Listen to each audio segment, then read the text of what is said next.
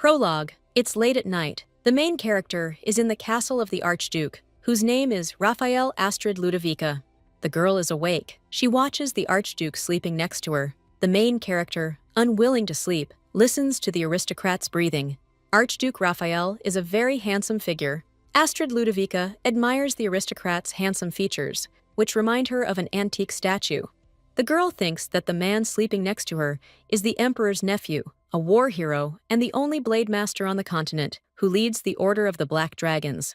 The main character decides to get out of bed, but she finds it difficult because the sleeping aristocrat is hugging her. She has to stroke the Archduke to keep him from waking up. A few moments later, the heroine almost managed to escape the sleeping aristocrat's embrace, but suddenly, in her sleep, the Archduke grabbed the girl by the hair. This caused her great discomfort. The main character, whose name is Charlotte Bravant, realized that the man, with his awkward movement, tore off her wig, which she used to pretend to be someone else. Today, the girl intends to secretly leave the Order of the Black Dragon and its leader. The protagonist turned to look at the handsome aristocrat one last time and declared that she would never see him again. After this, Charlotte Bravant jumped from the balcony and headed away from the ducal palace. Meanwhile, the aristocrat heard a noise and woke up. He watched the fleeing girl. The Archduke overheard the main character's parting words, saying they would never see each other again. The aristocrat doubts this and is ready to prove it in action.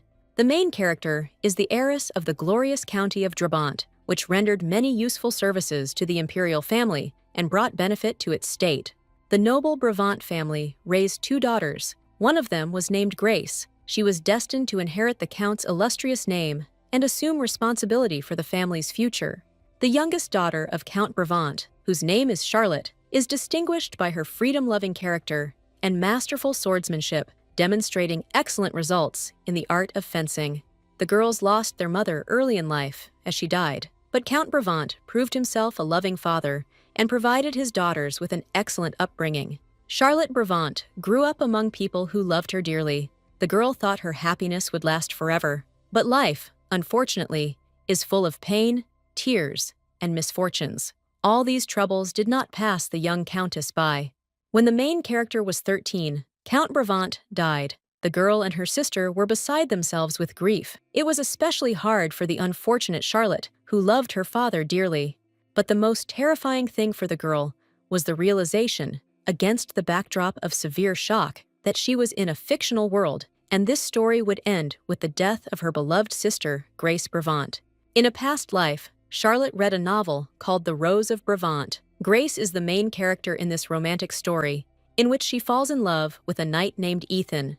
In this novel, Grace Bravant marries an unloved man who is a cruel tyrant in order to save her family from bankruptcy after the death of Count Bravant.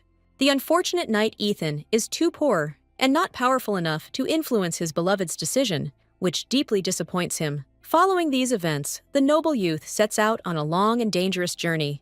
Ethan wanted to achieve success and fame to enhance his status and win back his girlfriend. But this adventure ended with the young man dead and his beloved left inconsolable. Out of grief and longing for her deceased lover, Grace Bravant decided to voluntarily leave this life in order to follow Ethan and always be with him, but in another world.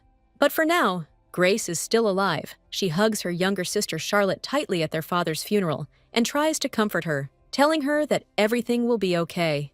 The protagonist also hugs her older sister. She realizes she must act immediately to avoid losing the last loved one, still alive and by her side. Charlotte Bravant will change the plot of this fantastical story she's currently experiencing and save her sister from death. 4 years have passed. Charlotte has matured and become a master fencing artist, but she hasn't yet been able to change the plot of Rose Bravant's novel. This means the protagonist's sister remains in constant danger. The girl tried to warn her sister about the danger she faced, but Grace didn't believe her. The main character also tried to become financially independent, but she also failed in this. Charlotte Bravant is acutely aware of this right now and is venting her frustration during training. Her friend, John Albrecht, approached her. This noble youth is the protagonist's childhood friend. His father holds the title of Marquis and baptized Charlotte Bravant as an infant at the Count's request. The godfather taught his son and the protagonist the art of fencing. John Albrecht asked Charlotte how she was doing and how she was feeling. She stopped her workout and said she was doing great. The young Marquis hastened to inform his friend that her sister was soon to marry Duke Herman. This news greatly upset the protagonist. Charlotte Bravant was so excited when she heard the news that she grabbed her companion's hands. She asked the Marquis how he knew Grace was getting married. The young countess can't believe that the original story's plot is coming true. All her efforts to change the plot of Rose Bravant's novel have been in vain. Enraged and frightened, the girl drew her sword and declared that she had only one way out of this situation. She must kill Duke Herman to prevent her sister Grace from marrying him. The young Marquis overheard his friend's words and took the blade from her, lest she do anything foolish. John Albrecht's father hadn't taught Charlotte the art of fencing for that reason. The young man hastened to reassure the countess. He returned the blade to her and said that his family also did not want Grace to marry the old and lustful Duke Herman, who was already 80 years old. Moreover, this old nobleman is the emperor's father-in-law. This could have undesirable consequences for Grace Bravant and her sister. The main character decided to stretch her back a bit after a tough workout and some bad news. She stretched and said she didn't care who her sister married. For Charlotte Bravant, the most important thing is that her sister is happy. Suddenly, a brilliant idea struck the young countess. She decided to convince the knight Ethan, her sister's lover, that his love was worth fighting for to the end. The problem is, however, that several years ago, Ethan joined the Knightly Order of the Black Dragons, commanded by Archduke Raphael Astrid Ludovica. Now, the main character will have a hard time meeting Ethan. John Albrecht's father taught the Archduke fencing when he was still a youth. The protagonist can take advantage of this coincidence to meet her sister's lover. The young countess devised this plan and asked her friend to take her with him. When he returned to the Order of the Black Dragon, John Albrecht promised to take his persistent friend along. Charlotte Bravant is only troubled by the fact that the Order of Knights is ruled by Archduke Louis, who has a very complex character and enormous power in the empire. The protagonist decided to fully explain her plan to her friend. She would infiltrate the knightly order, secretly find Ethan, and convince him to influence Grace not to marry the Duke. After that, everyone would be happy. The young countess was so engrossed in outlining her brilliant plan that she didn't notice the elder Marquis Albrecht enter the room. This came as a great surprise to the girl, and she was deeply embarrassed. The heroine quickly apologized to her fencing teacher for the stupid things she had just said. The young countess replied that she had no serious plan and that it was all just a joke. Charlotte Bravant returned home from the Marquis's estate completely exhausted. The girl had trained extensively that day, and the elder Marquis scolded his student for making foolish plans during training instead of focusing on her studies. The main character was also upset that John Albrecht didn't warn her when his father arrived. It was a very stupid and unpleasant situation, which now makes the girl feel a little ashamed. The senior Marquis and his son told the young countess not to undertake anything on her own. John Albrecht would personally meet with Knight Ethan and discuss Grace's marriage with him. The main character calmed down a bit and looked around. She noticed an unfamiliar carriage parked near her house. The young countess found this all very strange. Charlotte Bravant took a closer look at the unexpected visitor to her house and recognized the old Duke Herman, who was talking to her sister and negotiating something with her. The main character decided to hide and eavesdrop on a conversation between her sister and her potential fiancé. Apparently, they were discussing their upcoming engagement. Duke Herman asks his future bride to make a decision and inform him of it. Gray, for his part, is completely resigned to the circumstances. The main character's sister humbly asks the Duke to discuss all the details of the engagement and wedding after the harvest festival. This is important to the girl. Grace added that the postponement was also due to her sister Charlotte's imminent coming of age. Duke Herman listened attentively to his future bride and said he was prepared to wait as long as necessary.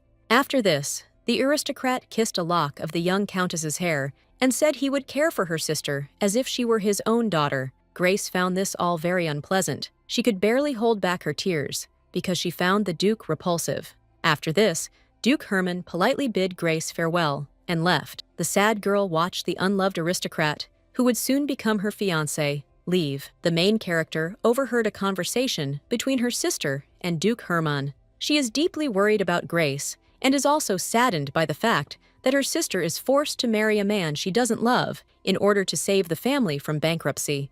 Charlotte Bravant reflected on her sister's difficult choice, but she wants Grace to be happy and not a victim of circumstance. She must act urgently, otherwise it will be too late.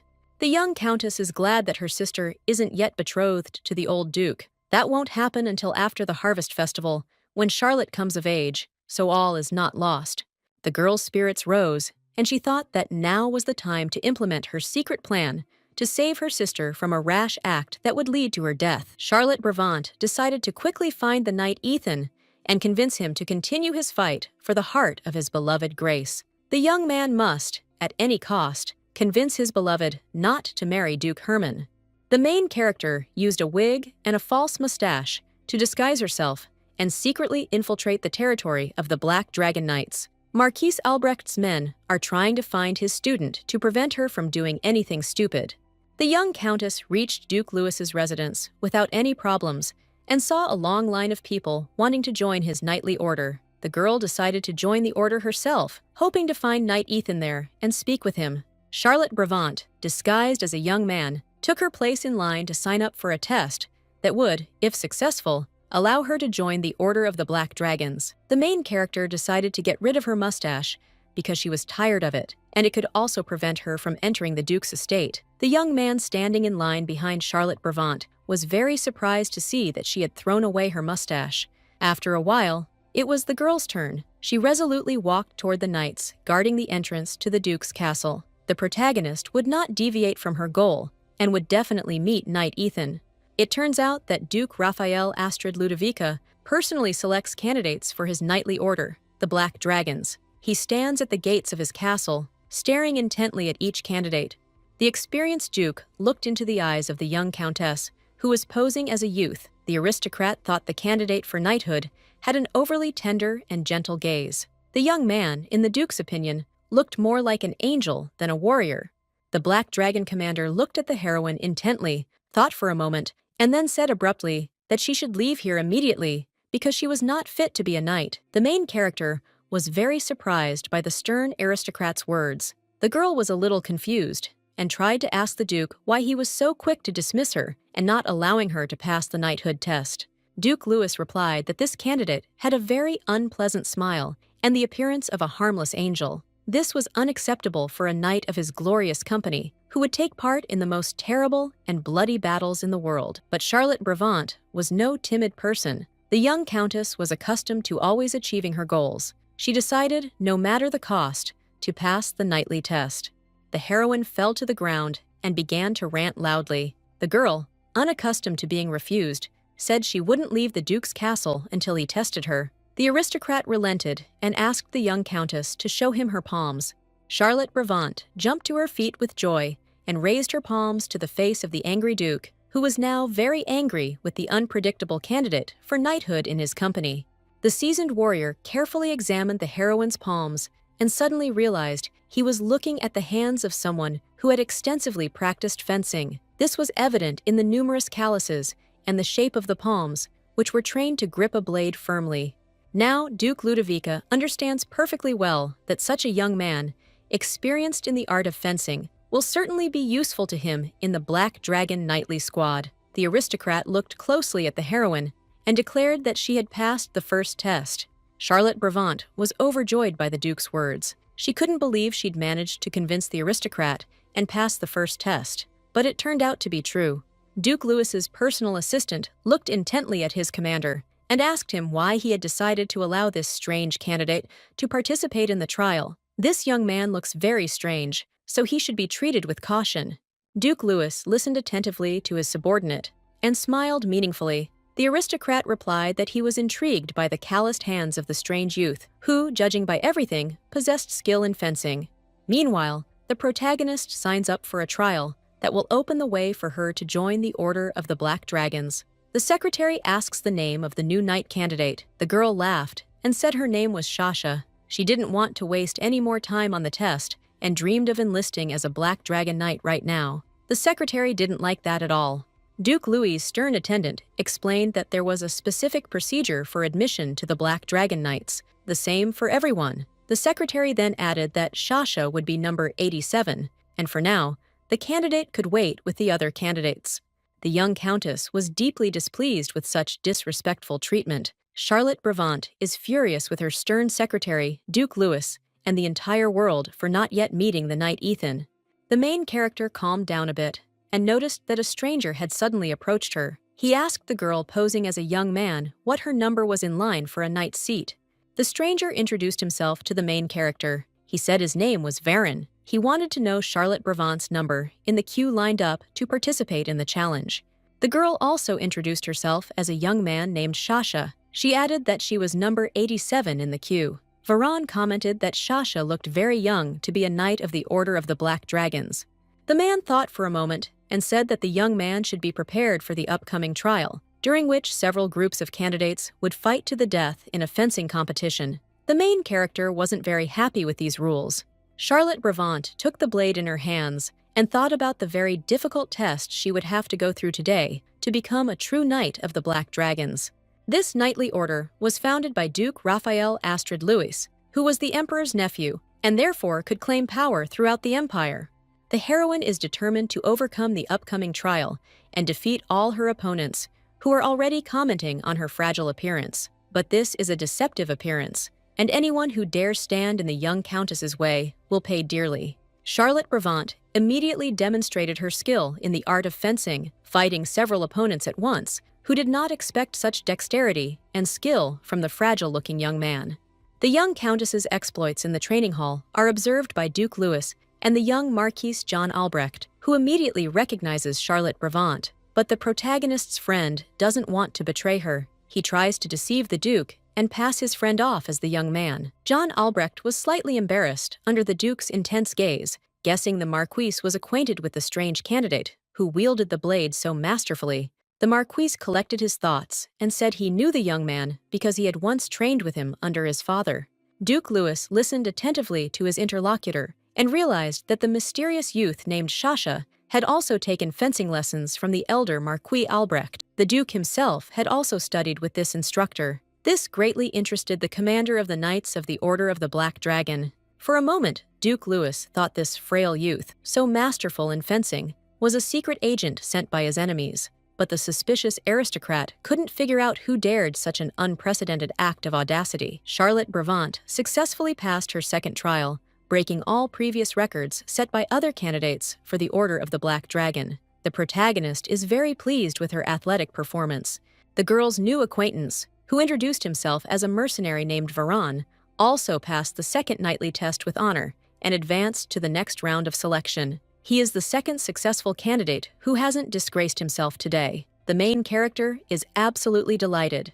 Another young man also performed brilliantly today, astonishing everyone present with his extraordinary fencing skills. His name is Klaus. This young man is an expert wielder of two blades simultaneously, giving his opponents no chance of victory. The main character is the third candidate for knighthood in the Order of the Black Dragon, who has proven herself worthy today and advanced to the next round of selection. But another disappointment awaits her. She must face yet another trial to pass all the exams. The young countess hadn't expected this turn of events. She'd already been determined to soon become a knight and see Ethan, but now her goal remains as far away as ever. Suddenly, the main character's friend, John Albrecht, ran up to her. The young Marquis was furious. He had forbidden his friend from coming to Duke Louis's castle, but she had disobeyed him.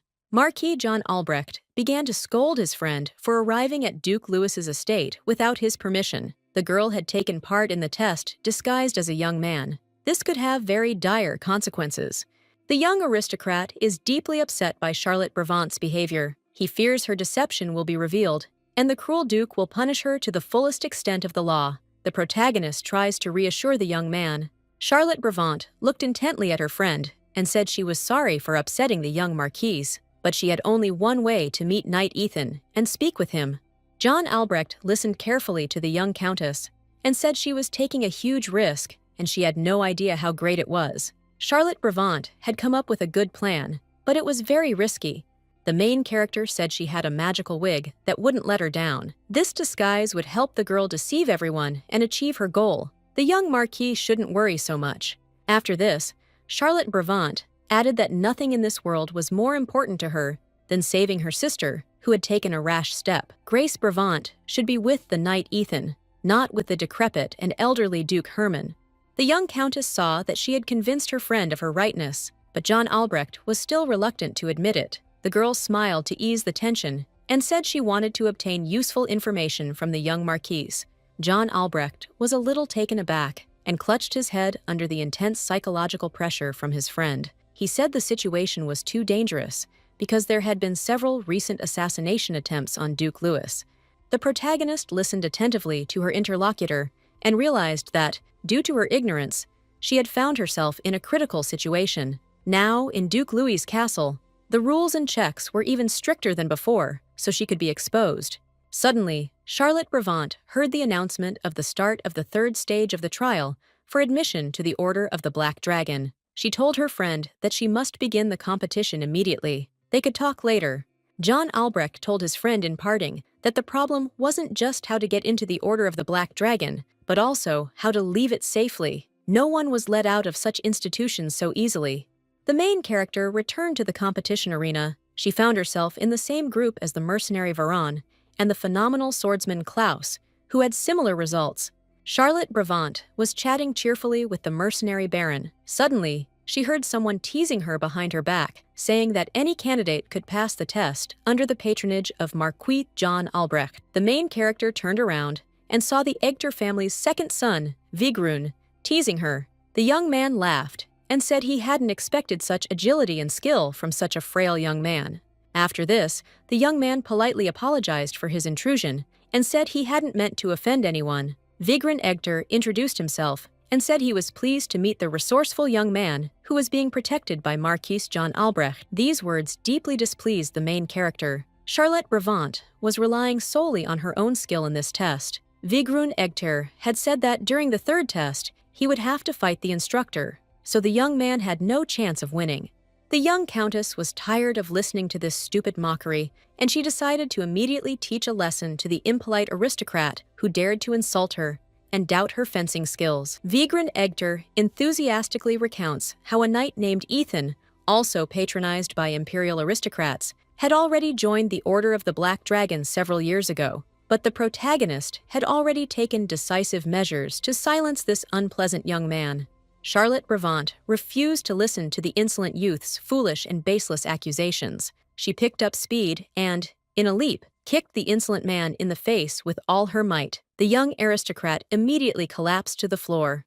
The protagonist stands over her fallen enemy. She believes she acted correctly in the current situation. The mercenary Varan is frozen in amazement, but he admires the determination of the brave young man, who is able to stand up for himself in such a difficult situation. Vigran Egter didn't lose consciousness after falling to the ground. The insolent and reckless young man stares at the protagonist and clutches his broken nose. Charlotte Brevant told the defeated insolent man that she had the patience of a saint, but he was talking too much. After this, the main character drew her blade and declared that she was ready to prove the insolent young man spreading stupid gossip wrong right then and there. There was still plenty of time before the third competition to sort this matter out. Meanwhile, Duke Louis and his faithful assistant discussed the results of the second nightly test, which turned out to be very unpredictable.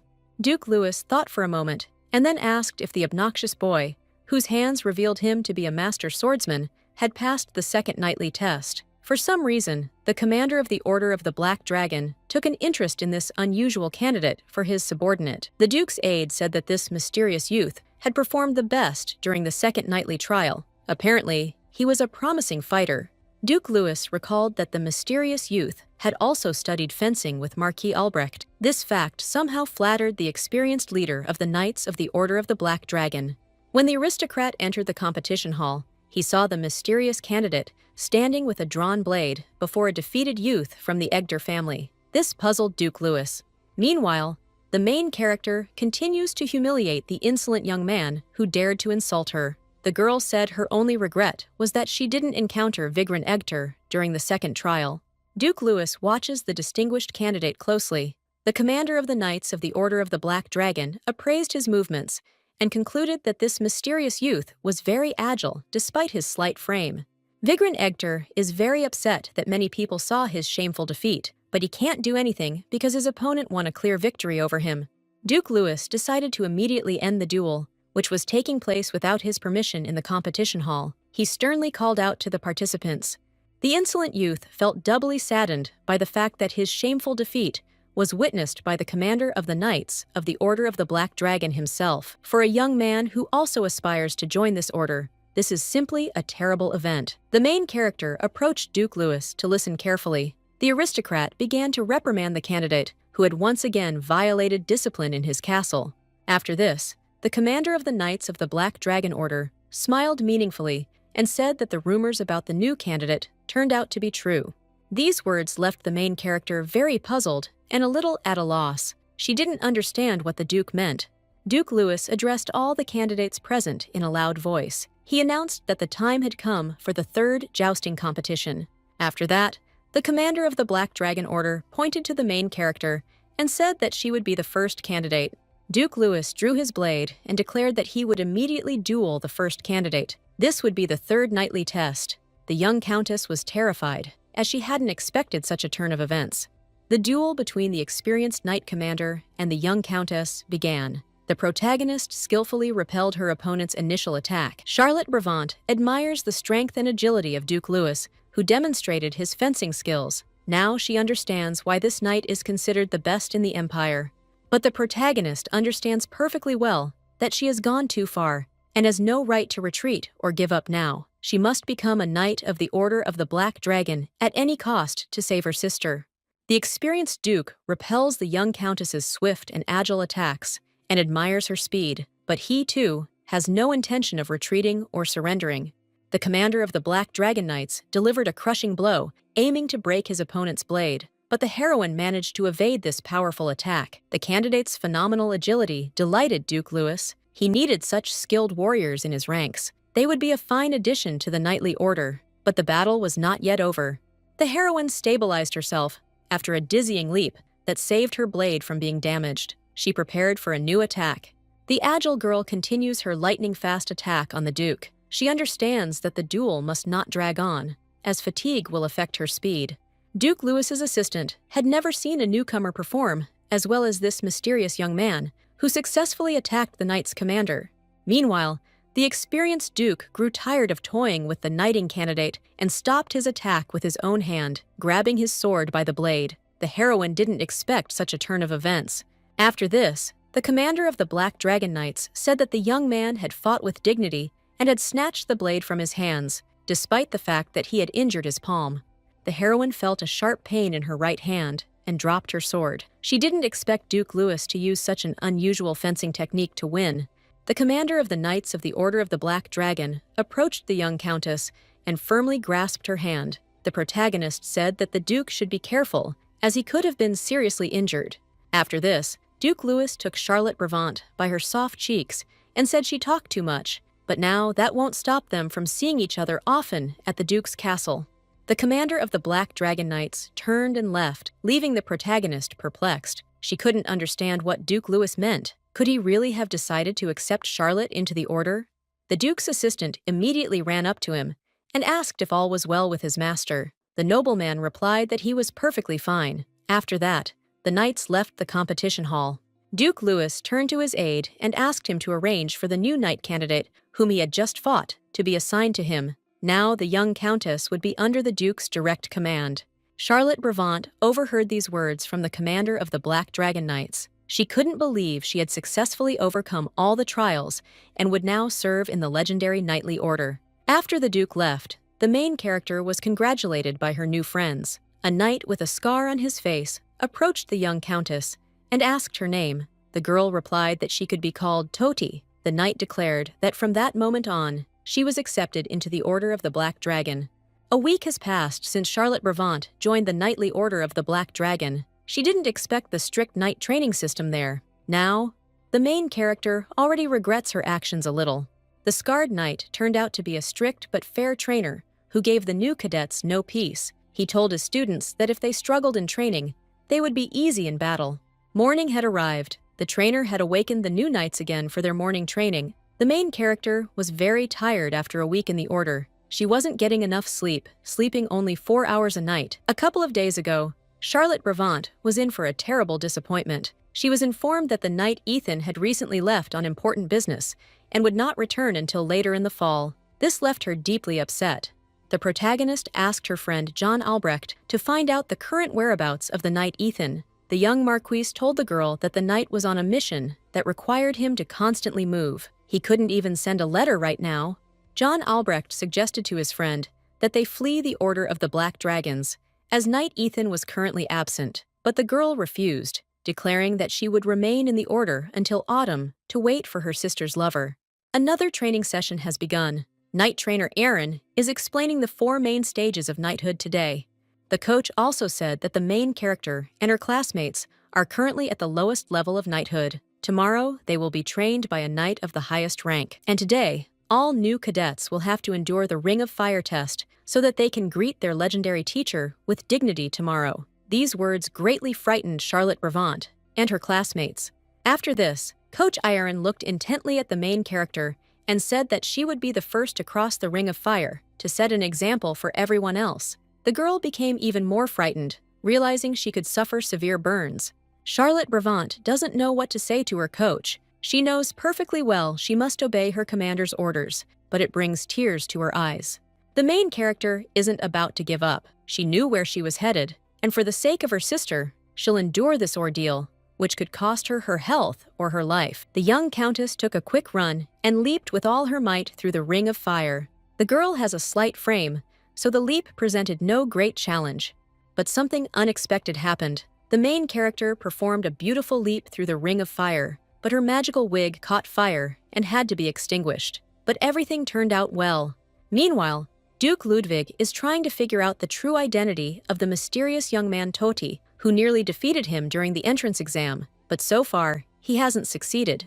The assistant reported to the commander of the Knights of the Order of the Black Dragon that no one in the city knew anything about a young man named Toti. This was all very strange and suspicious. At first, Duke Lua thought this mysterious youth had been sent by enemies to assassinate the aristocrat, but during the test, the Knights commander saw no murderous intent in the youth's eyes. The commander of the Black Dragon Knights stares intently at the photograph of the mysterious youth. He finds it very strange that no one knows anything about this man. Duke Louis smiled meaningfully and reflected that sooner or later, information about this mysterious recruit would inevitably emerge. But for that to happen, he would need to be patient and continue his investigation. It was the next morning. The main character and her classmates had finished their grueling morning workout. They were completely exhausted after the mind-boggling physical exertion. Charlotte Bravant gathered her strength and became more cheerful when she remembered that today she would meet her new mentor, a high-ranking knight. This would help her advance in her career and meet Ethan sooner. The protagonist looked sadly at the high wall separating her from the outside world. Behind this wall lay the girl's past life, as well as her sister, who needed help. Meanwhile, Duke Louis is in his study. The aristocrat has received an important letter, which he plans to read immediately.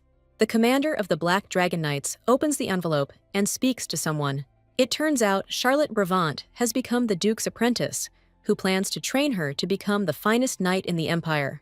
Duke Louis is a very strict and demanding trainer, so he made his student perform physical exercises near his desk. This made it easier to monitor the student's performance. The Black Dragon Knight commander looked closely at his cadet and ordered him to stop his physical exercises and come closer to him. Charlotte Bravant has carried out her commander's orders, but she's afraid he'll hit her or devise a new task for her that will be very difficult to complete. The protagonist is acting very cautiously, but Duke Louis did nothing of the sort. He began asking questions about his new cadet's background. The girl said she would soon be 18 and was of common descent. The commander doesn't believe everything his cadet says. He stared at the main character and asked how she knew Marquis John Albrecht. The Duke noted that Charlotte Bravant was very close to the aristocrat. The main character listened attentively to her commander and immediately began denying that she was a friend of the young Marquis Albrecht. She insisted she had nothing in common with the young aristocrat. Charlotte Bravant said she had studied fencing with the elder Marquis Albrecht and had only seen his son occasionally, but had never been friends with him. Duke Louis stared at the cadet, still incredulous. The commander of the Black Dragon Knights rose from his desk and approached the student. He said he didn't trust the cadet's words because he looked too well-groomed and tidy for a commoner. After this, the experienced Duke Louis looked his protégé in the eye and asked him point-blank who he really was. The aristocrat doesn't like playing silly games. It simply irritates him. Charlotte Brevant knew she had to maintain her pretense, otherwise she would suffer greatly if Duke Louis discovered her true identity. She looked into her commander's eyes and smiled sweetly. Duke Louis realized he wouldn't get anything out of his cadet and let him go. The heroine realized she had avoided the danger of being discovered thanks to her cunning and tenacity. The girl glanced at the letter Duke Louis had received. She noticed that it was a request to explore the ancient ruins of the Western Empire. Charlotte Brevant recalled the story of these ancient ruins. The main character has known since childhood that ancient ruins are scattered across the continent, dating back to a time before the imperial dynasty came to power. These mysterious ruins were sealed with powerful magic to prevent anyone from entering. This ancient magic immediately summons a bloodthirsty demon, which destroys those who dare explore the ruins. No one has yet succeeded in unraveling this mystery. According to the plot of the original novel, which is called The Rose of Brevant, the Emperor orders the Knights of the Black Dragon to infiltrate the largest ancient ruins located in the west of the empire. Thus, the Emperor wanted to demonstrate his power and unravel the mystery of the ancient ruins, but he failed. This led to the terrifying demon breaking free and sowing chaos and war within the kingdom. The girl recalls the plot of the original novel. The Black Dragon Knights will be ordered to destroy a terrible demon. Knight Ethan will set out on this mission and die there, but this must happen after the main character's sister marries. Meanwhile, Duke Louis noticed his cadet carefully examining a letter lying on his desk. The aristocrat again begins to suspect the main character of espionage. The commander of the Black Dragon Knights watches his new cadet closely. He can't quite figure out who this mysterious young man really is, who nearly defeated him during the test. Suddenly, Duke Louis asked the protagonist why she was so interested in the ancient ruins located in the western part of the empire. Charlotte Brevant didn't expect the commander to ask her this. The commander doesn't know it's a girl standing in front of him, so he treats his cadet rather roughly. He grabs his cheeks again with his strong hand and says that from now on, Toti will always be by his side. Suddenly, a nobleman entered the office of the leader of the Black Dragon Knights unannounced. He said he urgently needed to speak with Duke Louis to discuss a pressing matter. The commander was very displeased at being disturbed by the nobleman. He reprimanded his subordinate. The heroine was glad to have once again avoided the Duke's rudeness. The nobleman apologized for intruding into the commander's office and said he had an urgent message intended personally for Duke Louis. Witnesses were out of the question. The main character said she needed to leave because the commander needed to attend to important matters immediately, but Duke Louis didn't like this, as he had a different opinion on the matter. The commander of the Black Dragon Knights glared at the nobleman who had interrupted him. He said he had no intention of speaking with him now, and that all matters could wait. After this, the aristocrat smiled meaningfully and grabbed the main character, lifting her into his arms. Duke Louis's actions left the young countess extremely agitated. She hadn't expected such a turn of events. The protagonist demands her immediate release, but Duke Louis refuses to listen, declaring that he will only receive the nobleman and hear him out in the presence of his new apprentice. After this, the commander of the Black Dragon Knights said that the cadet must obey all orders of his mentor. Otherwise, the student would be severely punished according to all the rules of the knightly order. The main character listened carefully to her commander and said that she would follow all his orders and sit still if that was what he wanted. The nobleman smiled and said that a very important conversation was about to take place and that the Duke should release his student, but the commander of the knights replied that his cadet would not go anywhere and would be present during the conversation. The Duke's uninvited guest was a little taken aback when he heard these words. He believed that matters of state importance should be kept secret and not intended for the ears of mere cadets, who might violate state secrets due to their inexperience. The main character is sitting in Duke Louis's arms. She decided to ease the tension a little, so she said the nobleman could speak freely with the commander of the Black Dragon Knights and ignore her. Charlotte Brevant decided to play along with Duke Louis a little in the current situation, but she did so too cavalierly. This didn't please the knight's commander very much. Now he's a little perplexed by the cadet's behavior. The Duke looks closely at his student and considers whether he should remove him from this room in order to quietly attend to state affairs of high importance. A few seconds later, the commander of the Black Dragon Knight's doubts vanished. He decided to keep the cadet with him. After that, Duke Louis again asked the unexpected guest what important news he had.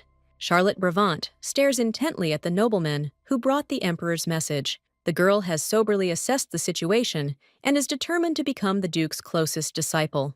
The Emperor's messenger realized it was pointless to argue with the Duke now, so he placed a scroll with the Emperor's letter in front of him. The protagonist watches closely what is happening now.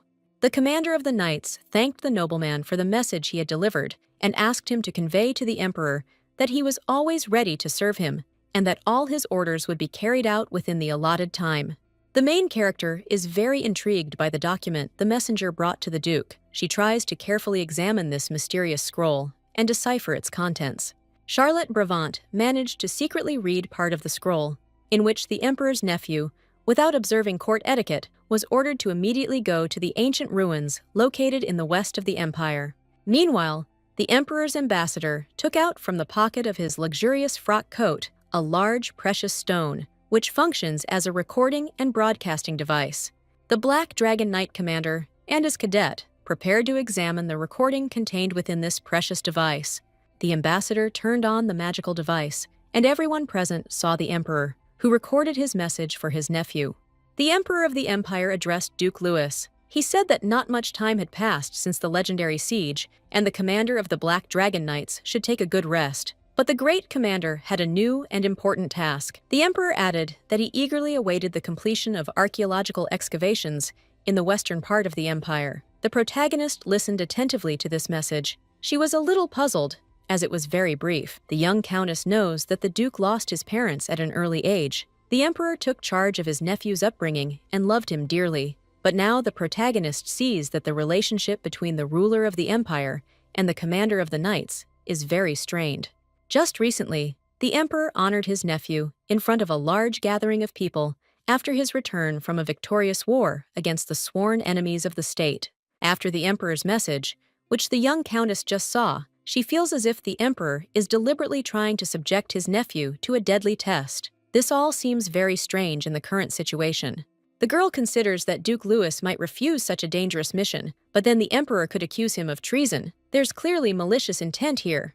If the commander of the Black Dragon Knights agrees to carry out the order of his royal uncle, he will expose himself and his subordinates to mortal danger, which is more terrible than any war, and he may never return home because he will die. Both scenarios would be disadvantageous and dangerous for Duke Louis. He understands this perfectly well. A brave aristocrat must make his choice and decide his future. The main character looked closely at her commander and thought that this situation was very similar to the one her own sister had found herself in. Sometimes people have to make difficult choices in life. Charlotte Brabant sympathizes with Duke Louis and regrets that she can't help him. It would be wonderful if the young countess could rescue her commander. When the Emperor's message ended, the ambassador said that he would convey to his master Duke Louis's decision to go to the west of the continent and begin archaeological excavations of the ancient ruins. The Emperor's envoy added that the ruler of the empire would be very pleased with the decision taken by Duke Louis. Suddenly, the main character decided to intervene in the noble aristocrat's conversation to remind her commander of something. This way, the girl wants to help the Duke and realize her plans. Charlotte Brabant looked the knight's commander in the eye and said that the Emperor's birthday was approaching. It was an important date that should not be forgotten and should be taken into account before setting out to excavate ancient ruins. The cunning girl also winked at Duke Louis and suggested that her birthday, too, should be celebrated before the expedition to the west of the empire. The Emperor's ambassador listened attentively to the talkative cadet, unable to comprehend what was going on. The commander of the Black Dragon Knights realized Tati was trying to help him, so he decided to play along with his cadet. Duke Louis said he hadn't forgotten the Emperor and his student's birthday and would definitely celebrate them properly. The heroine was glad the commander had joined her game. She winked at Duke Louis again and thought that the Emperor wouldn't dare send his nephew to his death until after the birthday celebrations. Otherwise, it would reflect poorly on his reputation as a good family man. The Emperor's ambassador is perplexed by this turn of events. The nobleman sits on the sofa and ponders what reaction he should expect from the Emperor when he reports what happened here. Duke Louis decided to strengthen his position. He embraced his student and said he could not set out on his campaign to the western continent until he had celebrated the birthday of the Emperor and his favorite cadet. After this, the commander of the Black Dragon Knights kissed his apprentice on the cheek so that the Emperor's ambassador would think Duke Louis was interested in men, not women. This would help prevent further attempts on the Duke's life by women sent by his enemies. After this, the Knight Commander stood up and said goodbye to the Imperial Ambassador. The main character didn't expect the Duke to kiss her on the cheek. She's a little confused and perplexed now, unsure what to do. The young Countess now knows that Duke Louis turned out to be a wonderful actor who played his role perfectly in such a difficult situation. When the Sovereign's ambassador left the office, the commander of the Black Dragon Knights decided to expose his student and find out everything about him immediately. So the Duke took up his sword and began threatening the cadet. The Duke said he would tolerate no more lies. He wanted to know the truth because his new cadet's speech, manners, and swordsmanship revealed him not to be a commoner, but a nobleman concealing his true identity. The main character froze in fear. The girl hadn't expected such a turn of events, as she had been counting on her master's loyalty. Duke Louis holds his sharp sword to the cadet's throat. The aristocrat is very serious. The young countess realizes she must do something urgently to avoid certain death at the hands of her enraged commander. Charlotte Brevant decided she had nothing left to lose. She closed her eyes and said she was there to save someone close to her. Now let the Duke do whatever he saw fit with his cadet. The young countess's answer puzzled the commander of the Black Dragon Knights. Duke Louis began to calm down. He ordered the suspicious cadet to explain his words in more detail. The protagonist replied that she couldn't reveal all the details, but she had to join the Order of the Black Dragon to save a loved one she held dear. She had no other way to resolve this problem. Charlotte Brevant added that she was not the Duke's enemy, and he had nothing to worry about. He could be absolutely certain of that. The commander of the Black Dragon Knights stared at his cadet, unsure whether he was telling the truth or trying to deceive him. Duke Louis's anger softened, and he turned the sharp sword aside. The aristocrat kept his eyes fixed on the mysterious cadet, who was already making him dizzy. The commander of the Black Dragon Knights is a seasoned warrior who has seen much in this cruel life, full of unpleasant surprises and treacherous enemies. But something tells the Duke that this cadet can be trusted. The aristocrat placed his blade on the table and asked why the cadet was trying to befriend his commander. Perhaps he was plotting a treacherous murder or something else horrific. The protagonist replied that this was not true, but the Duke still doubted the cadet's words. He had been exposed to various dangers and attempts on his life and health by numerous enemies too often. Charlotte Brevant looked her commander in the eye and frankly told him she wanted to help Duke Louis cope with the problems he was currently facing. She felt he needed help, but he refused to admit it, even to himself. The commander of the Black Dragon Knights was enraged once again. The noble aristocrat cherishes his reputation as an invincible and free warrior, accustomed to relying only on himself and his knights in this life. He will never admit to weakness. The heroine approached her commander, who sat down in a chair and said he didn't need help. The girl should avoid interfering in his affairs next time, but the young countess pointed out that the knight's commander was also human, with weaknesses and fatigue. Charlotte Brevant took a deep breath and said there was nothing wrong with one person accepting help from another. These are normal relationships between people that make them stronger and help them overcome life's difficulties. The heroine approached her commander very closely and told him that he was an ordinary man, despite all his titles and combat experience. Anyone can sometimes need help, even the strongest knight, seasoned in endless battles. Duke Louis listens attentively to his cadet's words, stunned. No one had ever dared to speak to him in such an intimate tone. The young man now speaking to his commander sees to the heart of things and thereby compels him to trust. The aristocrat thought for a moment and smiled approvingly. Then he asked the cadet why he had behaved so insolently in the presence of the imperial ambassador. He could receive a severe punishment for that. The knight commander added that the young man's mere words weren't enough. He would only believe the cadet's compelling evidence. Then the aristocrat would believe that Tati was loyal to him and had no evil intentions. The heroine was very upset when she heard this. Duke Louis smiled meaningfully and declared that the cadet should be punished for his intemperance in the presence of the imperial ambassador. The young man was sentenced to clean the crocodile cages. Charlotte Brevant tries to challenge her commander's decision, but Duke Louis remains adamant. He's accustomed to being obeyed and not being lectured morally. Now the cadet will pay for his carelessness and insolence. When the heroine left the Black Dragon Knight's commander's office, the Duke thought that this new cadet was truly very strange. The aristocrat had never met such an unusual student, one that evoked very conflicting feelings in him. After this, Duke Louis reread the Emperor's message that he had received today and began to reflect on it. and the ambiguous situation in which he found himself at the behest of his royal uncle. The knight commander reflected on the emperor's wily and cunning political stance, able to influence public opinion among his subjects as he pleased. This should always be taken into account by anyone dealing with the ruler of the empire. Only thanks to this skill was the duke's uncle able to seize power and hold it tightly for many years. The knight commander knows that the emperor will eliminate anyone who stands in his way.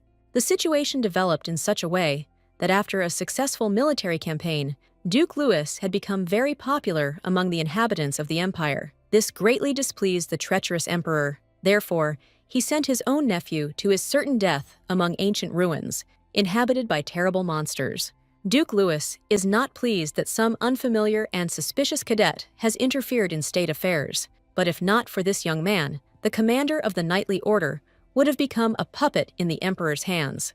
The experienced aristocrat was tired of these thoughts, which gave him a headache, but Duke Louis understood that the cadet had ultimately been right, because there was nothing wrong with accepting help from someone. The commander of the Black Dragon Knights stood up and walked to the window to distract himself from the thoughts that were weighing on him. The Duke thought that now he would have enough time to get to know the mysterious cadet better. Meanwhile, the main character has completed the commander's punishment assignment. The crocodile cages are now clean, but the girl is very dirty and needs to wash herself urgently, making sure no one sees her naked. Charlotte Brevant secretly entered the beautifully equipped and decorated bathhouse where the Knights of the Black Dragon perform water treatments. There's no one in the bathhouse now, and the main character can wash herself in peace. This fact makes the girl very happy.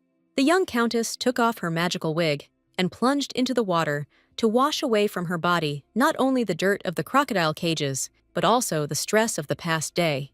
The girl completely relaxed in the warm water. Finally, she could be herself, without pretending to be a young man who wants to become a Black Dragon Knight.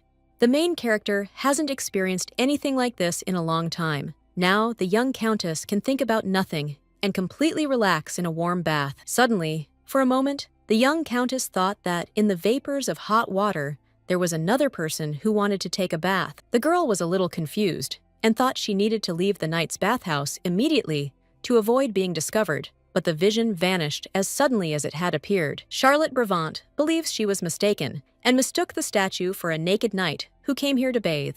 Suddenly, someone grabbed the main character by the arm and asked who she was and what she was doing there. The stranger said that outsiders were not allowed into the knight's bathhouse. The man has a very strong grip. He holds the young countess tightly by the hand and suggests that she may be an enemy spy sent here to observe the Black Dragon Knights.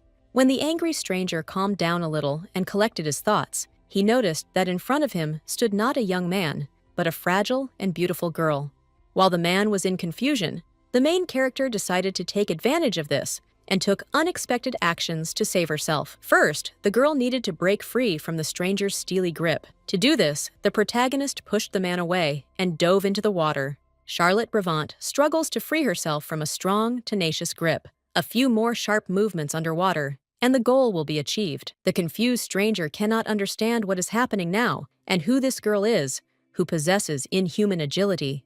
The main character freed herself from the restraint that was restricting her movements. She emerged from the water and realized that now was the time to escape the bathhouse while she still had the chance. Suddenly, the young countess heard the voices and footsteps of knights who had come to the bathhouse to take a bath. Luck was clearly not on the unfortunate girl's side today. The main character hid behind a rock in the pool, listening to the knights' conversation. They discussed the day's events and the talents of the young countess, who manages to carry out all of her commander's orders. Suddenly, Charlotte Brevant's new friends, who think she is a young man, notice someone's presence in the bathhouse. The young countess understands she is on the brink of failure. If the girl is discovered in the knight's baths now, it will be a huge scandal that will reverberate throughout the empire.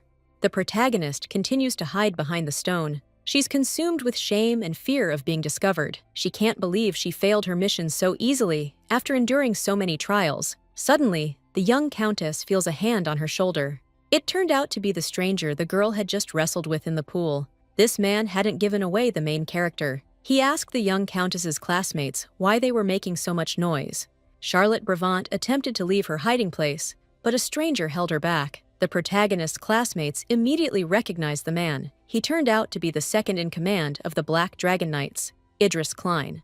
This brave knight possesses a gentle nature and excellent combat skills. Rumors also circulate in the Empire that Idris Klein is Duke Louis's lover. No one knows for sure whether this is true or not. The first deputy commander looked intently at the young countess's bustling classmates and said that, for the moment, he preferred to bathe in solitude and silence. The cadets left the bathhouse. The young knights immediately obeyed their commander's orders, refusing to be punished for their misbehavior. Idris Klein watches his subordinates flee. Meanwhile, the main character had already managed to put on her magical wig and tidy herself up a bit in order to observe at least some rules of decency in the presence of the powerful knight. Idris Klein smiled knowingly and ordered the girl to leave her hiding place as her classmates left the bathhouse. The main character's first thought was to thank the deputy commander for not betraying her and keeping the girl's secret, but now the young countess doesn't know how to explain herself to the knight. Idris Klein listened attentively to the girl and smiled at her warmly. The aristocrat paused for a moment and then said he knew who she really was, and he also knew the young countess's real name. The only thing that bothers the Black Dragon Knight's deputy commander is the circumstances under which they met. A more suitable place could have been chosen for their acquaintance. The main character was very surprised when she heard Idris Klein's words. The girl asked how the knight knew her real name and who she really was. The deputy commander took a towel and said he wanted to talk to the main character in a more suitable place. The girl still hadn't fully recovered and was very nervous. Afterwards, Idris Klein wrapped the young countess in a towel to help her dry off quickly and avoid catching a cold. This is how a true knight shows his concern for a girl who had just tried to deceive him and nearly drowned him. Duke Louis's deputy and the protagonist went to the knight's chambers to discuss the situation. The young countess understands that her future fate will depend on her answers to Idris Klein. The aristocrat sat his interlocutor down and asked why she was in the Order of the Black Dragon, disguised as a young man. This was all very strange and suspicious for the knight. The young countess is ready to answer all of Sir Idris Klein's questions, but first, she wants to know why he didn't hand her over to his commander and is now talking to a violator of the Empire's military law. The Black Dragon Knight's deputy looked intently at his interlocutor and said he had his reasons. Several years ago, Idris Klein had seen Charlotte Brevant at a swordsmanship competition. She had made a strong impression on the knight. Now the main character understands everything. It turns out Sir Idris Klein has known Charlotte Brevant for a long time, but the girl can't understand why the knight hasn't forgotten her all these years. Duke Louis's deputy paused for a moment and added that he did not want to subject a girl from a noble and aristocratic family who possessed an outstanding talent in the art of fencing to a military tribunal without good reason. The protagonist listens attentively to her interlocutor. The girl remains silent, but she is very grateful to the noble knight for giving her the chance to explain the situation. Sir Idris Klein is the type of man who stands by his words and actions, so he can be trusted, so thought the young countess, revealing to him the whole truth about her time in the Order of the Black Dragon. The noble knight listened attentively to his interlocutor and said he was very surprised by her actions. Joining the Order of the Black Dragon to secure her sister's fate could be a very risky move that would not yield the expected results. The Black Dragon Knight's deputy commander added that he found the young countess's actions extremely immature and thoughtless. The situation could end with the protagonist exposing herself and her family to unnecessary danger. Charlotte Brevant listened attentively to the wise knight and replied that her sister's happiness was more important to her than anything else. The young countess took a desperate step because she could do nothing else. Sir Idris Klein continues to listen to the girl's words. An invisible struggle rages within him. On the one hand, the knight must punish the criminal for her deception, but on the other, he understands that Charlotte Brevant acted like a true noblewoman. The protagonist looks into her interlocutor's eyes. The girl trusts the noble knight completely. She said she learned the art of fencing only because of her sister, Grace. Charlotte Brevant added that she was ready to make any sacrifice for her sister. Sir Idris Klein listened attentively to the young countess and sympathized with her. The noble knight paused for a moment and then said that Sir Ethan would not return from his mission for 2 months. These words greatly upset the girl. Idris Klein smiled and said that until Sir Ethan returned, he would keep an eye on Charlotte Brevant to make sure she didn't do anything stupid. Now the main character is quite happy. She didn't expect to get out of this difficult situation so successfully. Moreover, she has acquired a powerful patron. The young countess thanked her benefactor for showing mercy on her, but the deputy commander of the Black Dragon Knights said he would demote the girl after she met with Sir Ethan. The noble knight helped Charlotte Brabant send a letter addressed to John Albrecht. After a frank conversation with Idris Klein, the protagonist expected her studies within the Order of the Black Dragon to become easier. But this turned out to be quite the opposite. Coach Iron cut no corners and demanded that the cadets give their all. The trainer nagged his cadets over every little detail because he believed there were no trivialities in military affairs. The slightest miscalculation could cost a knight his life in battle. Mentor Aaron decided to improve the endurance of his charges, so he ordered them to sit on an invisible chair for an hour. The cadets handled the coach's assignment well, so he decided to reward them for it. The main character and her friends were overjoyed. Knight Aaron smiled slyly and said he would wait for his students after dinner at the castle gates. The cadets would be expected to greet the guests. Evening had fallen. All the Black Dragon Knights, along with their commander, had gathered at the palace gates. Soon, a richly decorated carriage arrived, carrying the knightly order's distinguished guests. The main character watches the arriving carriage closely. She's curious to know who has graced the Order of the Black Dragon with their presence, and why all the knights, including the cadets, have been gathered to welcome the important guests. Duke Louis approached the luxurious carriage and extended his hand to help his guest out. The commander of the knights greeted the guest and said they had not seen each other for 3 months. Charlotte Brabant immediately recognized the guest, who stepped out of the carriage. The young countess didn't expect to see this man, who was so important in this story. It turns out that Cordelia Cardenas visited the Order of the Black Dragon. This aristocrat is the first princess of the Cardenas Empire.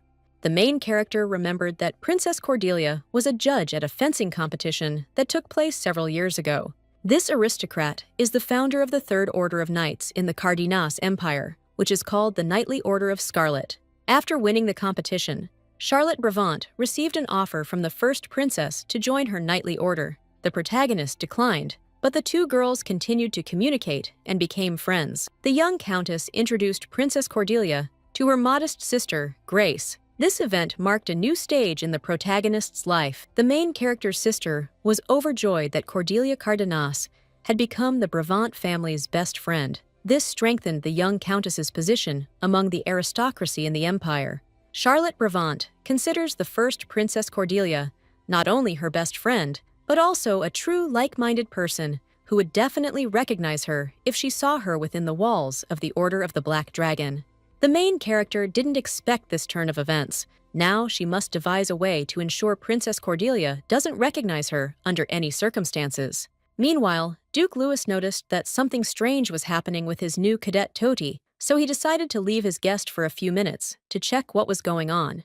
The main character decided to wear a helmet to hide her face. This was necessary to prevent Princess Cordelia from recognizing the young countess.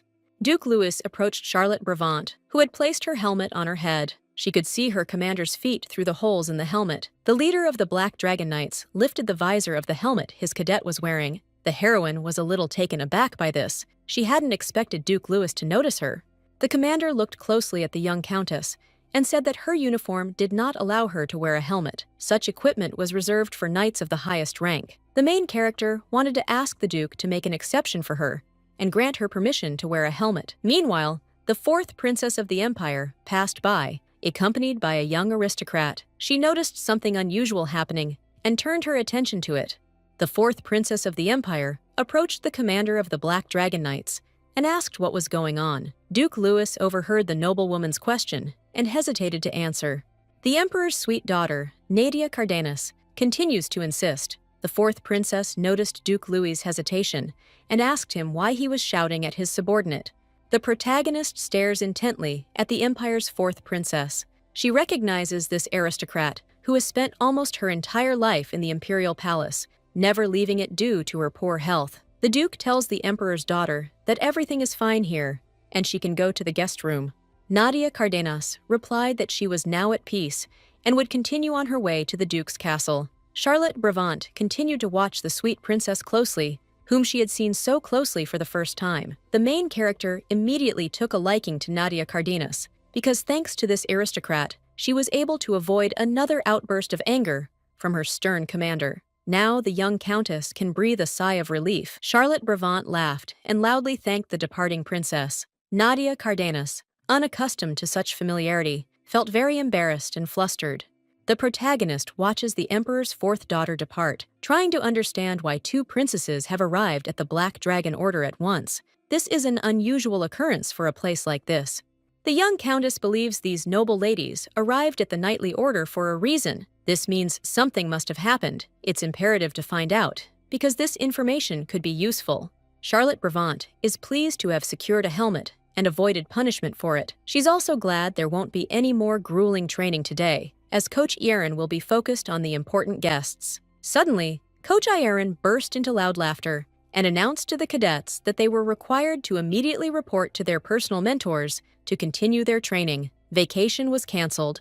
The protagonist and her classmates were deeply upset when they heard their coach's order, but the cadets immediately set about fulfilling their important mission, working with their personal mentors to ensure the safety of the emperor's daughters until their departure from the Black Dragon Order. It was morning the next day. The sun bathed Duke Louis's castle in its light. The new recruits of the Order of the Black Dragon had just completed a grueling morning training session. The main character is very tired after a tough training session. She wants to rest and pick some small flowers to distract herself from the physical pain throughout her body. Coach Ierin knows his stuff. All his students become as tough as iron after completing the basic training course. Charlotte Bravant hung her head in exhaustion and despair. She hadn't expected training in the Order of the Black Dragon to be so difficult. She couldn't believe she would have to go to her personal mentor now to continue her work. The protagonist discovered that the princesses had arrived at the Order of the Black Dragon to deliver a message from the emperor addressed to Duke Louis. The letter stated that the exploration of the ancient ruins was being postponed for 2 months due to the emperor's birthday. The young countess also knows that today, the commander of the Black Dragon Knights and the empire's first princess are scheduled to have an important conversation. Perhaps the aristocrats will discuss the current situation. The main character prefers to stay in the garden a little longer to avoid being seen by her commanders, who will definitely force the cadet to do something and not hang around idle. The empire's first princess mustn't recognize her friend Charlotte Bravant. Therefore, the young countess must come up with a way to remain undetected, other than wearing a helmet. Suddenly, the main character's thoughts were interrupted by a strange noise nearby. She turned around and tried to figure out what it was. Perhaps someone other than the young countess was strolling in the Duke's garden. Charlotte Bravant peeked cautiously around the corner to see who was making the noise in the park. The young countess initially thought the first princess had already finished her conversation with Duke Louis, so the cadet could safely avoid meeting her by going to see his personal tutor. But it turned out the heroine was mistaken. The young countess spotted the empire's fourth princess in the park. Nadia Cardenas was strolling by the pond and by all appearances was in a good mood. The emperor's sweet daughter, with a contented smile on her face, calmly feeds the fish that live in the park pond. The girl takes great pleasure in this. The protagonist secretly observes the fourth princess of the empire. Charlotte Bravant is very surprised that such a high-born person is strolling alone in the park without any escort or security. If you think about it, the fourth princess is taking a great risk when she walks alone, because the emperor has many enemies who would be more than happy to take the opportunity to harm his children. But the sweet aristocrat doesn't seem to care at all. Nadia Cardenas calmly feeds her fish and thinks only of good things. This girl is distinguished by her kind and humble nature. The protagonist calmed down a bit and decided she didn't need to worry about the empire's fourth princess if she was in the knightly order of the Black Dragon. The aristocrat would be completely safe there. Charlotte Bravant should be more concerned about herself in this situation. Suddenly, the young countess saw a strange man in a mask appear near the emperor's daughter, raising his blade over the girl to kill her. Nadia Cardenas doesn't notice the assassin, who will soon draw his sharp sword on her. The fourth princess continues to calmly feed the fish and indulge in her dreams. But everything changed quickly. The emperor's daughter felt someone grab her and quickly carry her away from this place. The aristocrat was very surprised by this circumstance and didn't understand what was happening. The wily mercenary struck hard with his sharp blade, but only managed to cut through air as the fourth princess was no longer there. The emperor's daughter was carried off in the arms of the protagonist, who quickly grasped the perilous situation. Charlotte Bravant carried Nadia Cardenas to safety and asked if she was okay. The fourth princess of the empire regained her composure and replied that she was fine. The assassin has no intention of backing down from his goal. He smiled meaningfully and told the protagonist that an ordinary cadet wouldn't be able to stop him. Charlotte Bravant grabbed her blade and ordered the emperor's daughter to remain where she was until the assassin was neutralized. Nadia Cardenas was confused but promised to carry out the cadet's orders. The main character decided to fight a treacherous mercenary who believed he could defeat her in seconds. The girl drew her blade to give the arrogant criminal a fitting rebuff. The masked man smiled again and said the cadet would regret daring to stand in his way. Now the assassin plans to engage the main character in battle, eliminating her and getting to the empire's fourth princess. Charlotte Bravant listened with disdain to the words of a hired killer who underestimated his opponent. This mistake would cost the foolish mercenary his life unless he immediately came to his senses and got out of here as quickly as possible. The heroine, realizing a duel was inevitable, rushed headlong toward her enemy to seize the initiative. The assassin realized he was facing a very capable swordsman after the very first blows Charlotte Bravant dealt him. The young countess is determined to win. She continually delivers powerful blows, which the mysterious mercenary parries with great difficulty. He has never encountered such a dexterous and swift opponent. Moments later, the duel ended, with the assassin dropping his blade after another lightning-fast attack from the protagonist. Charlotte Bravant cannot understand why anyone would dare attack a defenseless princess in broad daylight on Duke Louis's estate. Suddenly, the wily mercenary, who had dropped his sword, drew a dagger and attempted to deliver a fatal blow to the main character. But the girl reacted to this move in time and, in a leap, struck her opponent back, ending the duel. Charlotte Bravant stands firmly on her feet. The young countess's opponent lies on the ground after the girl's swift attack. All ends well for the protagonist and the emperor's daughter. A young countess stands over a fallen mercenary. She asks her adversary how he got into Duke Louis's castle and why he wanted to kill the empire's fourth princess. Charlotte Bravant heard footsteps and shouts. She saw the Black Dragon Knights running toward her, having noticed something strange happening in the park. The heroine was delighted that the knights had rushed to her aid, but the girl reported to her friends that she had already neutralized the assassin who had secretly infiltrated Duke Louis's castle to kill the princess. The wounded mercenary was taken to the infirmary. After this, the young countess turned her attention to the emperor's daughter, who was now rescued and safe. But the main character didn't like what she saw. The empire's fourth princess is in a state of severe shock. She's trembling with fear and unable to recover from the recent assassination attempt. The protagonist decided to take immediate measures to calm Nadia Cardenas down and get her out of shock. The young countess extended her hand to the princess and asked if she was okay. Charlotte Bravant added that the assassin had been neutralized and that the emperor's daughter now had nothing to fear. Nadia Cardenas looked with gratitude at the brave cadet who saved her life. The princess noticed that the main character had sustained a small wound on her hand. There were a few drops of blood on Charlotte Bravant's palm, which slightly startled the emperor's daughter. The young countess decided to quickly correct her minor mistake and said she hadn't suffered much harm from the mercenary's blade. The scratch she had received would heal quickly. The empire's fourth princess doesn't want to hear anything. She's extremely worried and immediately wants to provide first aid to her savior. Nadia Cardenas believes the main character is a young man, so she begins to fall in love with her protector under the influence of romantic emotions. The main character didn't resist and allowed the princess to bandage her wound. Nadia Cardenas deftly bandaged it with her handkerchief and thanked her savior for his help. Charlotte Bravant didn't expect this turn of events. She noticed that the princess was harboring romantic feelings for her. The emperor's sweet daughter wanted to say a few more kind and affectionate words to her protector and propose another meeting, but Duke Louis suddenly intervened.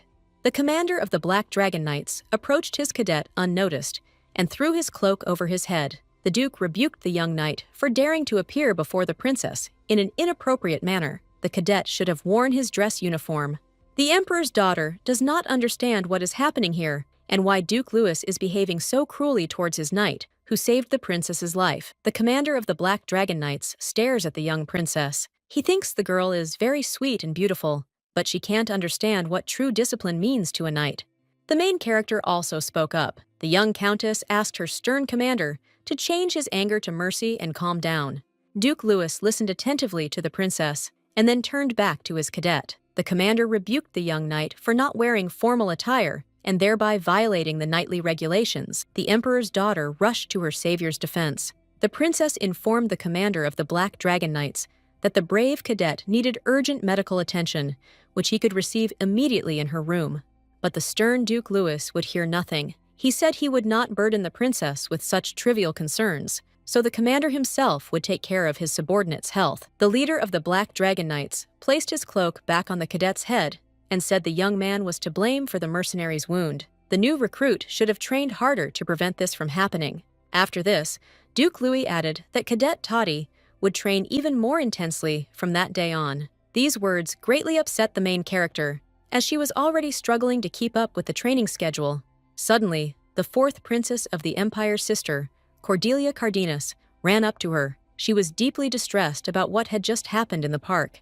The first princess carefully examines her injured sister, trying to determine if she is injured. Nadia Cardenas told her sister that she was fine.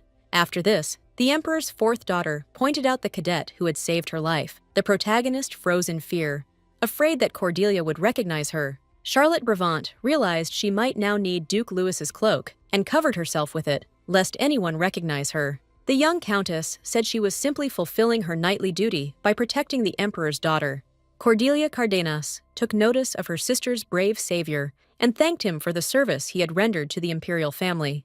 The main character has further disguised herself under Duke Louis's cloak. She's on the verge of failure. If Cordelia pays closer attention, she might recognize Charlotte Brabant. The Empire's first princess also noticed that her sister's savior had sustained a wound on his arm. The noblewoman insisted that the young knight receive immediate medical attention. The protagonist replied that he had only suffered a scratch that would soon heal. Cordelia Cardenas didn't recognize Charlotte Brabant. She thanked the cadet again for his excellent service and admired his fencing skills. Suddenly, Duke Louis's assistant approached him and informed him that the assassin had already come to his senses and was ready for interrogation. The commander of the Black Dragon Knights said that he wanted to immediately interrogate the mercenary who dared to commit such a grave and treacherous crime on the territory of the ducal estate. After this, Duke Louis told the protagonist that he would call her later to testify. In the meantime, Cadet Toddy could go to the infirmary to have his wound treated. Charlotte Brabant replied that she would definitely seek medical attention from a physician. She was delighted that the princess didn't recognize her. This meant she could continue with her plan. Night was falling. The commander of the Black Dragon Knights was working in his office, studying a detailed report on today's assassination attempt on the Empire's fourth princess.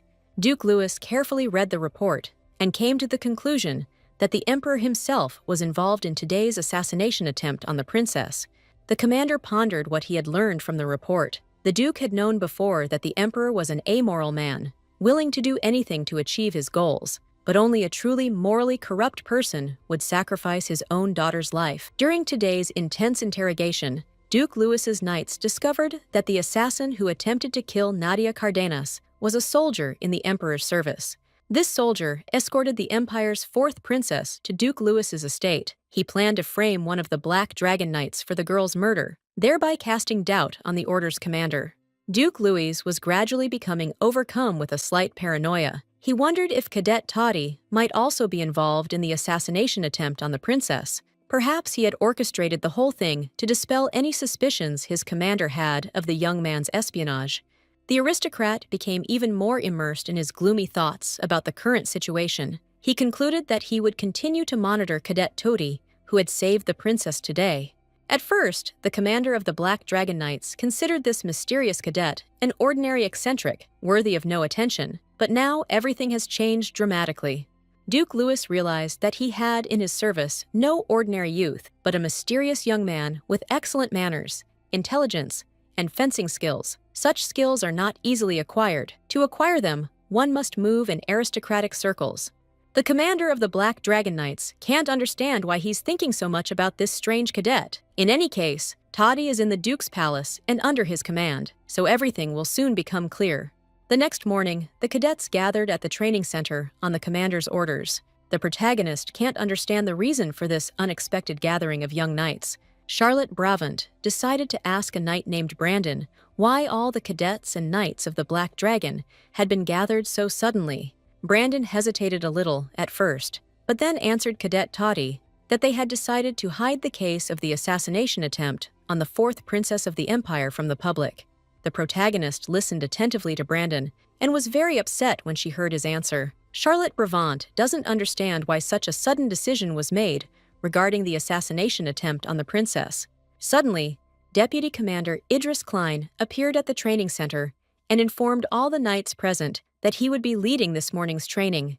The main character didn't argue with her commander, but she was tormented by the thought that those responsible for the assassination attempt on the Empire's fourth princess would not be punished to the full extent of imperial law. Suddenly, a frightening thought came into the young countess's head. The person who ordered the princess's murder could be a person so important and powerful that the laws of the Empire did not apply to him. Charlotte Brevant thought of the sweet princess, who was only alive thanks to her intervention. Nadia Cardenas's death could only benefit the Emperor, who wanted to blacken Duke Louis's name at any cost. Now everything was clear to the protagonist. The young countess concluded that her plan would fail if the Duke, as punishment for the princess's death, was sent to excavate the ancient ruins and mines located in the western part of the Empire, because the knight Ethan would also be heading there. The girl also thought about the second-in-command, whom she had promised to remain quiet and not interfere for not handing her over to Duke Louis after the confrontation at the knight's bath. Charlotte Brevant was afraid of letting down this noble aristocrat. Meanwhile, Deputy Commander Idris Klein addressed the main character. He said Duke Ludwig was summoning Cadet Tati. The main character is excused from morning training today, so she can immediately go to her personal mentor. The girl replied that she is ready to carry out the commander's orders. When Charlotte Brevant visited her mentor, he ordered her to do a thorough cleaning of his office. The girl was not expecting such a turn of events. At first, the young countess thought it was another of the commander's jokes, but it turned out Duke Louis wasn't joking. The main character responded that she hadn't joined the Order of the Black Dragon to clean offices. The girl looked at the stacks of books and documents. After that, she said she shouldn't waste her time cleaning the premises. She needed to train to serve the Empire with dignity. The main character also mentioned that such work would be humiliating for a knight. The cadet would be ridiculed by his own comrades. It would be simply horrific. But Duke Louis didn't listen to Cadet Toddy's arguments. He left his subordinate alone with the books and documents after giving him a mop, a rag, and a bucket of water. The young countess was forced to clean up. An hour later, the commander of the Black Dragon Knights returned to his office to check on Cadet Toddy's work. The protagonist reluctantly cleaned up and longed to return home. Suddenly, Duke Louis turned to the young countess. He told her he wanted to talk to her about the unpleasant incident involving the princess that had occurred in the ducal park the previous day. This greatly surprised the main character.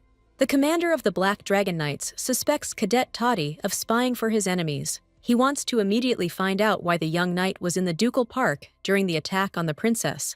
After all, the cadet should have been at the training center at the time. Duke Louis moved closer to his cadet to exert maximum psychological pressure. The main character immediately noticed this and became slightly embarrassed. The commander continued his persistent questioning. He asked the cadet again why he hadn't reported to his commander after morning training, but instead found himself in the ducal park. The young knight's behavior seemed highly suspicious.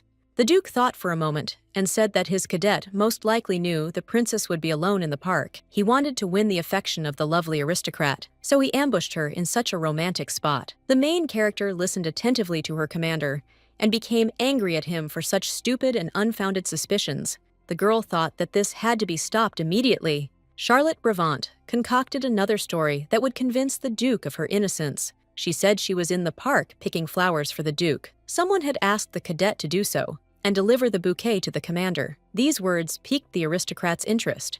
The main character realized that now she had to lie until the very end, so she said that Mr. Idris Klein had asked her to collect flowers for the Duke.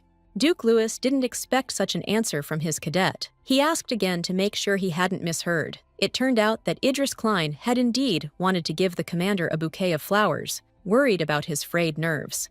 The Black Dragon Knight's commander has calmed down a bit, but still doesn't trust his mysterious cadet, who is acting very suspiciously. Duke Louis thought for a moment and said that from now on, Cadet Toddy was obliged to report to him about all meetings that he had within the walls of this palace. The aristocrat smiled meaningfully and said that in case of disobedience, he would come up with a punishment for Cadet Toddy that he would remember for the rest of his life. The heroine realizes she's once again in a difficult situation, and she's not happy about it. Duke Louis has said the princesses are leaving tomorrow, so the cadet won't be able to seduce the emperor's fourth daughter. But the young countess only regrets that her best friend is leaving this palace, and she will not be able to chat with her as she used to. The commander stared at his cadet. He asked the main character why she was so upset about the impending departure of the emperor's daughters. At first, the young countess didn't understand why the duke was asking her this, but then Charlotte Brevant realized that the commander was simply jealous of everyone around her. In Duke Louis's opinion, his personal cadet should belong only to him. The main character was very happy about the fact that the commander was worried about her and did not want to lose his cadet, who he liked and who had excellent fencing skills. Duke Louis stares at his subordinate. He believes Cadet Tati thinks too highly of himself, so he will clean his office daily to keep him from getting cocky. The young countess was very upset after such a punishment. She realized she should remain silent and continue cleaning, lest she further anger her commander. Duke Louis watches his enigmatic cadet closely. Sometimes he thinks this young knight looks more like a girl than a boy. He can be a bit too sentimental at times. A few hours before these events, the Duke had met with both princesses in his office. The aristocrats had gathered there to discuss the girl's departure the following day. Nadia Cardenas has expressed a desire to meet the young knight who saved her from an assassin yesterday. She wants to do so before leaving Duke Louis's estate. The commander of the Black Dragon Knights doesn't share the sweet princess's admiration. He's begun to suspect his cadet of some unknown evil intent. Duke Louis immediately realized that Cadet Tati had not only saved the Empire's fourth princess yesterday, but had also won her heart. Therefore, the commander of the Black Dragon Knights declared that a meeting between the princess and the cadet was impossible.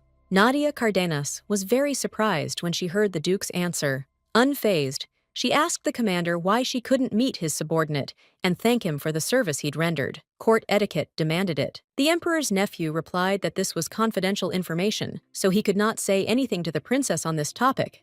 Then the Duke realized he had been too rude to the sweet princess and even apologized for his words, but it was too late. Nadia Cardenas was upset and left the commander's office. Several hours passed, and the Duke regretted his actions. Meanwhile, the main character continues to do a thorough cleaning of her commander's office. As she works, she reflects on the recent events that have happened to her.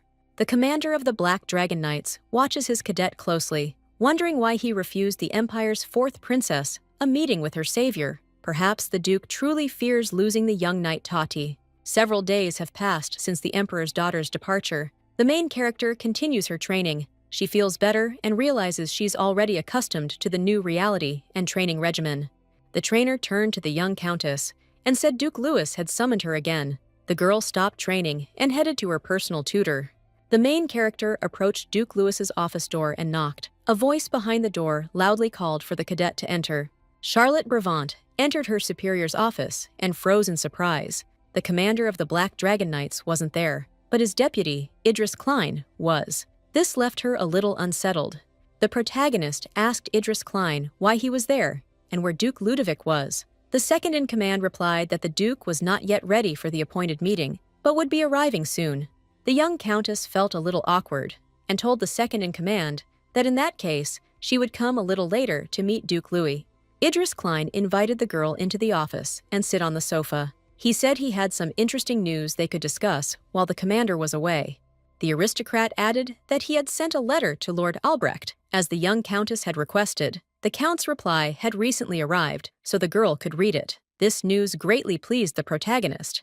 John Albrecht sent the young countess what she requested. The deputy commander of the Black Dragon Knights inspected the package's contents and handed it to the protagonist. The girl thanked Idris Klein for his assistance. The main character was also very happy that her friend John Albrecht quickly fulfilled her request and did everything she asked. The young countess thought that her loyal friend should be thanked when she returned home. Idris Klein watches the main character closely. He paused for a moment and then asked her how she was feeling and how things were going with her time in the knightly order. After all, not even every man could handle that. The young countess thanked the deputy commander for his sincere concern for her. She said she was perfectly fine. She had even learned how to sneak into the knight's bathhouse to bathe there in peace. Idris Klein said he was happy for the young countess, Then he added that he had to deceive Duke Louis and tell him that he had sent Cadet Tati to the park to pick a bouquet of flowers for the commander. The aristocrat thought for a moment and said the main character could come see him whenever she needed help. Meanwhile, the leader of the Black Dragon Knights entered the office, and the other two noticed him. The Emperor's nephew overheard the final part of the conversation between Idris Klein and the cadet. The commander asked his subordinates when they had become so close. The main character felt a little awkward in Duke Louis's presence. She stood up to greet the commander. She smiled and said she hadn't noticed the knight enter the office. The strict commander said that a knight of lower rank was not required to engage in non-compliance with his superiors. It was against the regulations, and such an offense could be punished accordingly. Duke Louis turned to his deputy and declared that there could be no personal matters in his knightly order. All knights serving there must devote all their time and energy to the prosperity of the order. The young countess listened attentively to her commander. The girl wondered if Duke Louis was jealous of Idris Klein's relationship with her. Could these knights really be that close? It all seemed very strange. The main character smiled meaningfully. After that, the girl realized that Duke Louis and his deputy might be not only close friends, but even closer. But that's not certain. Be that as it may, the young countess must now correct the mistake she made. She inadvertently caused a quarrel between her best friends, and now she simply must reconcile them. The heroine fell to her knees before her commanders and bowed her head in submission. She declared that the knight's quarrel was her fault, and she was prepared to immediately suffer the deserved punishment for her misdeed. The aristocrats weren't expecting this turn of events. They stared at the cadet, who was kneeling and begging for their forgiveness. This situation left the knights a little unsettled. Charlotte Brevant wants to help Idris Klein at any cost and ensure that the commander doesn't resent her. She said she wanted to befriend Idris Klein in order to get closer to Duke Louis. The protagonist added that she had always dedicated herself entirely to the prosperity of the Black Dragon Order. Today's meeting with Idris Klein was also meant to serve this noble purpose. The perplexed commander stares at his cadet. He's unsure whether he can trust this young knight, who's already demonstrated several talents, but still arouses vague suspicions. Idris Klein intervened in the conversation. The aristocrat told his commander he simply wanted to discuss the affairs of the knightly order with the young cadet, nothing more. For convenience, he invited the youth into his chambers, but this would not happen again. The protagonist was delighted that Duke Louis had become kinder after his second-in-command's words. She asked the commander if he believed her. The aristocrat replied that he believed not the words of his cadet, but Idris Klein's story. This answer completely satisfied the young countess. The main thing was that the Duke believed her excuses. Now the commander had changed his anger to mercy and would not punish anyone. Duke Louis turned to his deputy and said he was taking him with him to inspect the trade guilds together. Both nobles, along with Cadet Tati, headed to a bustling area near the Black Dragon Knights Order. The merchant guilds, which the knights wished to inspect, are located here. The main character is strolling through a crowded city, enjoying the stroll. She's exhausted from her grueling daily workouts. Now she can relax a bit and spend some time outside the ducal estate, which she's already grown quite tired of. The young countess approached Idris Klein and suggested he have lunch at a nearby diner. This suggestion somewhat surprised the pensive second-in-command. Idris Klein looked at the girl intently and replied that the inspection was not yet over. They would dine a little later with the other knights, when possible. The main character was a little disappointed when she heard her commander's answer. She was already hungry, having eaten nothing today. She couldn't understand why Idris Klein couldn't break the usual inspection schedule and just have a snack. The young countess also can't understand why Duke Louis took her along to this event. For some reason, the commander of the Black Dragon Knights refuses to include her in the negotiations with members of the merchant guilds, leaving his student on the street with his deputy. The main character was a little disoriented, hungry, and confused by the situation she'd found herself in.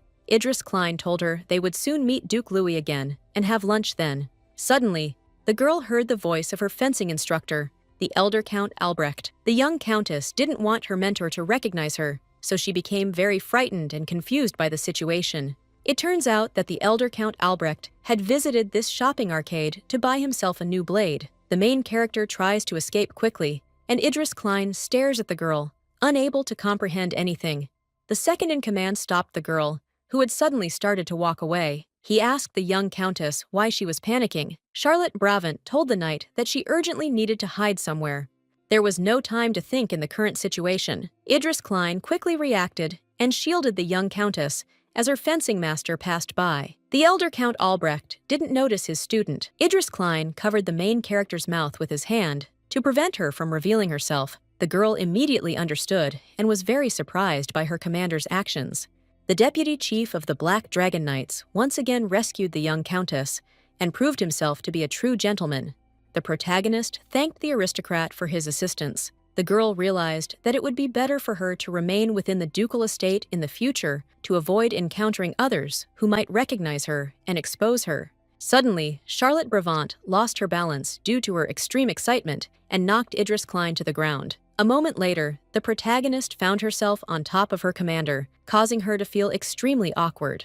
At this awkward moment, Duke Louis appeared and saw his subordinates lying on the ground, embracing each other. The commander was surprised and asked the knights what they were doing there during his absence. Charlotte Brevant quickly jumped to her feet and began to defend herself. She said everything wasn't as the commander imagined. Duke Louis stares at his deputy and cadet Tati. The aristocrat feels like he's being tricked again. The commander of the Black Dragon Knights made no comment on the situation. He paused for a moment and then said that Cadet Tati should follow him immediately. The main character realized that Duke Louis was taking her with him to his next meeting with the merchants in order to avoid further rapprochement between the young knight and the second-in-command. Charlotte Brevant suggested that Duke Louis should take Idris Klein with him. An experienced knight would be much more useful at the meeting with the representatives of the Merchant Guild. The commander of the Black Dragon Knights said his cadet was talking too much, so he should immediately shut up and follow the Duke. A few minutes later, the protagonist found herself in the meeting room of the Raiden Merchant Guild. She hadn't expected there to be so many people there, but she was very interested in being here. Representatives of the Raiden Trade Guild, which belongs to Duke Louis, said the Emperor wants to illegally seize their mines. This cannot be allowed to happen. The Emperor's birthday celebration is coming soon. Duke Louis will have to make a difficult decision to prove his loyalty to the ruler of the Empire, who seeks his destruction. The first option might be a public oath of allegiance to the Emperor, but this could prove too humiliating for the proud Duke, who is not accustomed to dissembling. The second option is also highly questionable. Duke Louis would have to hand over his iron mines, which are located in the north of his domains, and generate enormous income, to the ruler of the empire. A ruby mine was recently discovered in the duchy. It could be given to the emperor as a token of loyalty and obedience. That's the third option, and it's also highly questionable. The commander of the Black Dragon Knights needs these resources to maintain and develop his knightly order. If Duke Louis loses the iron and ruby mines, he will go bankrupt and lose his power within the empire and beyond. The protagonist watches her commander closely. During his meeting with representatives of the Commerce Guild, she knows what decision Duke Louis must make to defeat the treacherous emperor, but the moment has not yet come.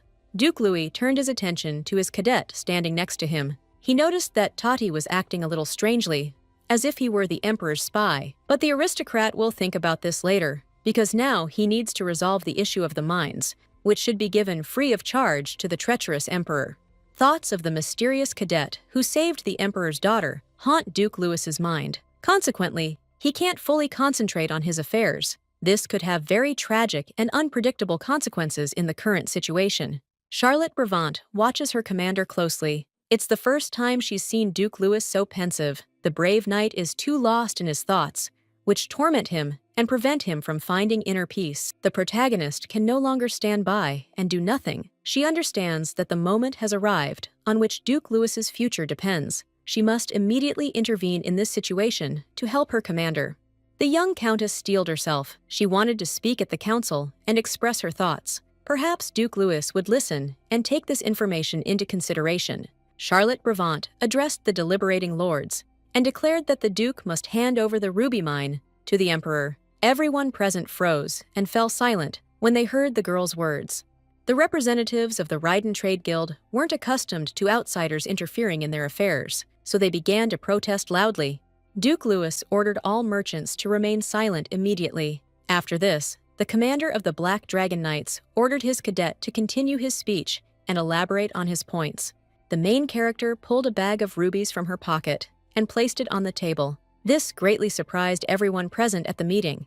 After this, the girl told her commander that he should hand over his ruby mine to the emperor without hesitation. This was essential, as rubies would soon plummet in price due to the fact that there would soon be more of them than needed. The young countess added that iron would always be valuable, but rubies, now a rare gemstone, would soon lose their value. Then Duke Louis would be the winner.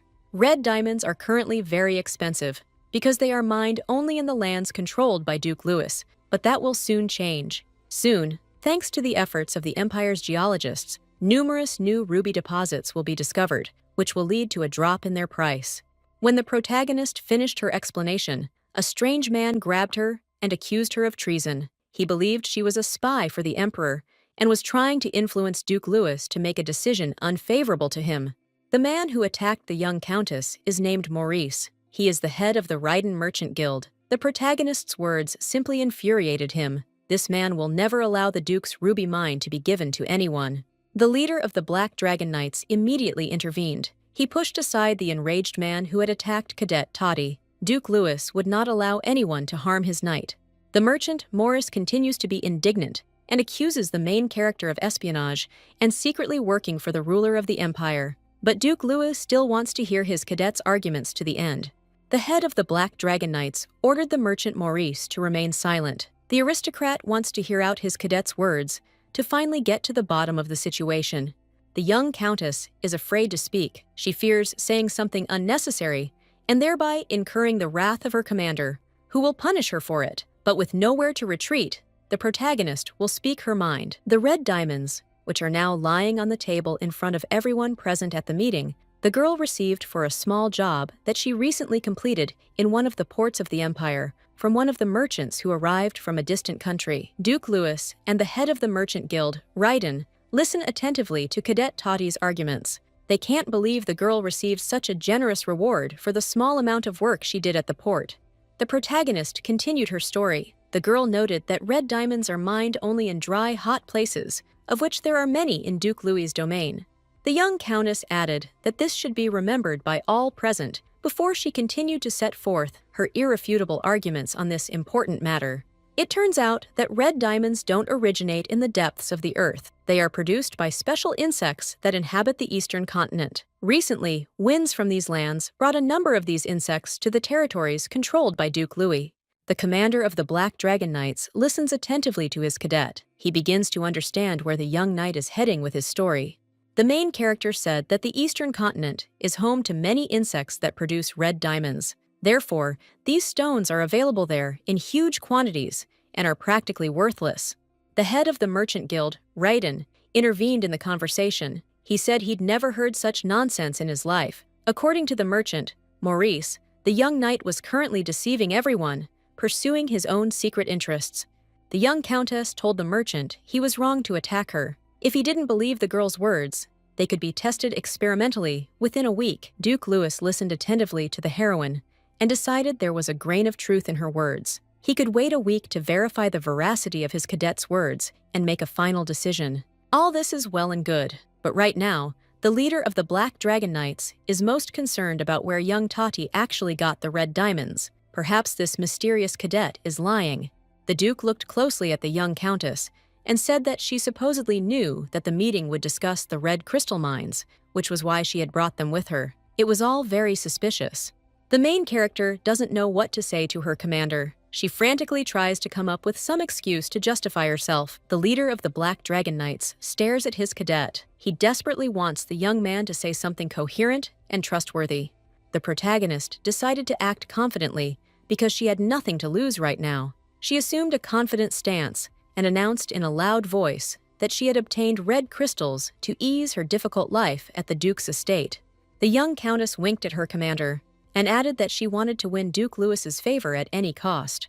The girl also added that she had obtained valuable information thanks to her connections on the eastern continent. The Duke and the head of the Commerce Guild, Ryden, listened attentively to the cadet. The main character said that the Duke should postpone his decision until the test results, which would be ready in a week. The head of the Black Dragon Knights and the head of the Merchant Guild consulted and decided that, given the current situation, an inspection would certainly not hurt. Thus, the young countess's proposal was accepted. To successfully conduct the experiment, the heroes needed insects that produce red crystals. To catch them, the protagonist went to one of the Duke's mines. After 7 days, the captured insects produced red crystals. This meant the experiment was successful, and the protagonist had proven her point. Duke Lewis carefully examines the red diamonds produced by a successful experiment with insects that inhabit his mines. The aristocrat is very pleased with the test results. The head of the merchant guild, Raiden, saw the red diamonds and began to lament his failure to trust Cadet Tati earlier. Now the merchant looks very unfavorable. His reputation has been damaged. The protagonist assumed a confident stance and said the test results confirmed her innocence. Therefore, all charges and suspicions against her should be dropped immediately. The head of the merchant guild, Raiden, didn't hesitate. He immediately admitted his innocence and bowed humbly before Cadet Tati. The young countess was somewhat surprised by Maurice's behavior. The merchant bowed his head low before the heroine and said he had treated her judgment with disdain, which had backfired. He apologized for his words and the accusations of spying for the emperor. The young countess stares at the head of the merchant guild, thinking that this man is loyal to Duke Lewis. He only made a mistake out of concern for his master's safety and well-being. The heroine smiled warmly and hugged the unfortunate merchant, who sincerely repented of his mistake. The girl said she forgave Maurice, but now he must be more reasonable. The merchant couldn't believe Cadet Tati had forgiven him so easily and reconciled with him, but the girl replied that she had become accustomed to such accusations from the Duke, who, incidentally, never apologized to her. Maurice listened attentively to his interlocutor and said that she was a very kind and generous person. He had never met anyone like her before. Suddenly, the head of the merchant guild turned to his master and said that he had some important words to say regarding the current situation. Maurice fell to his knees before Duke Louis and declared that he had made the gravest mistake of his life. Therefore, he no longer deserved his position as head of the Raiden Trade Guild. Maurice requested his immediate resignation.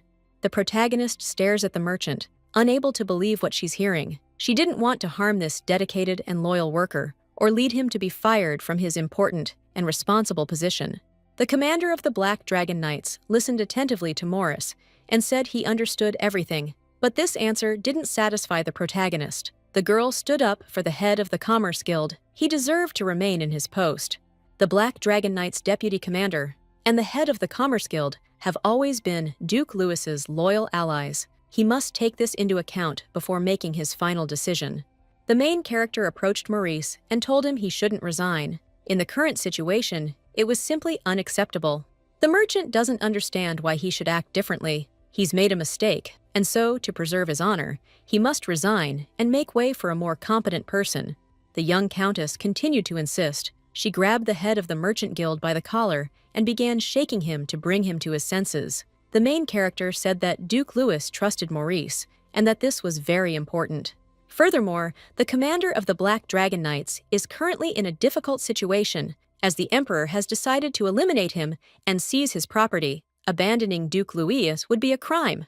Now all the people loyal to the Duke must rally around him and, together with their master, repel the blows of a merciless fate, which is not now kind to the unfortunate Duke. The commander of the Black Dragon Knights watches the main character closely and listens to what she's saying. Duke Louis can't believe his ears. He's never heard anything like it before.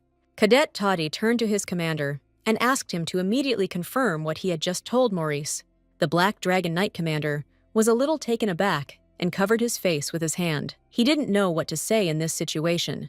Duke Louis thought for a few moments. He was very pleased to be cared for by this strange young man, who only today seemed like a traitor in the secret service of his sworn enemy. The main character began scolding the head of the merchant guild again for wanting to resign. The girl ordered the merchant to immediately apologize to the Duke and take back his words. A month passed after these events. The Emperor's feast day arrived, which required the resolution of many important issues that had accumulated. Duke Louis is in his office. His assistant has prepared all the paperwork needed to officially hand over the ruby mine to the Emperor. The secretary is busy with paperwork and explains that, thanks to Cadet Tati, Duke Louis was able to avoid major financial losses. The transfer of the ruby mine to the Emperor will only benefit the Black Dragon Knights commander's business. Duke Louis thought for a moment and said that thanks to Cadet Tati, he had been able to learn in advance of the red crystal's low value. Otherwise, the Emperor would have received the iron mines as a gift, which would have destroyed the order of the Black Dragon's economy. The secretary listened attentively to his master and added that red diamonds would soon become very cheap because they were becoming increasingly abundant. This always negatively impacts the price of such resources. Duke Louis completely agrees with his assistant. He looks out the window of his office, lost in thought. It seems the commander of the Black Dragon Knight's thoughts are elsewhere. A few minutes later, the Duke collected his thoughts and headed off somewhere. The secretary asked his master when he would be leaving for the Emperor's feast. The commander replied that he would be leaving soon, but first, he needed to take care of one more matter. Meanwhile, the main character continues her training under the watchful guidance of the Knight Iran, who keeps a close eye on the young cadet and constantly looks after him. Duke Louis ordered Cadet Toddy to immediately stop training and join him in his carriage. He took the young man with him to the Emperor's birthday party. The young countess was a little confused, as her sister and her trainer would likely be at the imperial banquet, who would surely recognize her and reveal her secret. It would be a complete disaster if nothing was done. The main character looks at her commander, who is dressed in a luxurious uniform and looks absolutely magnificent today. The girl can't understand why Duke Louis is so calm today before the decisive meeting with the treacherous emperor. Suddenly, Duke Louis broke the tense silence and told Cadet Toddy that he would be attending the imperial banquet as his commander's partner. He needed to maintain his reputation as a man interested in other men, not women. This was for security reasons. The young countess didn't expect such a turn of events. She never aspired to such a role, but fate decreed that the main character would now become her commander's undercover partner.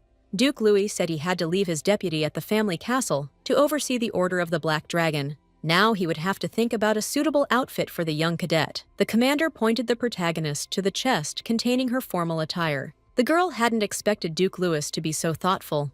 The young countess opened the chest and found clothes she really didn't like. She preferred a completely different style of clothing, but she didn't know how to tell her boss this without offending him. Charlotte Bravant, accustomed to luxurious and stylish attire, pulled a shirt from her chest and told her commander that the garment was simply hideous. Duke Louis listened to his cadet and replied that he had not chosen the outfit.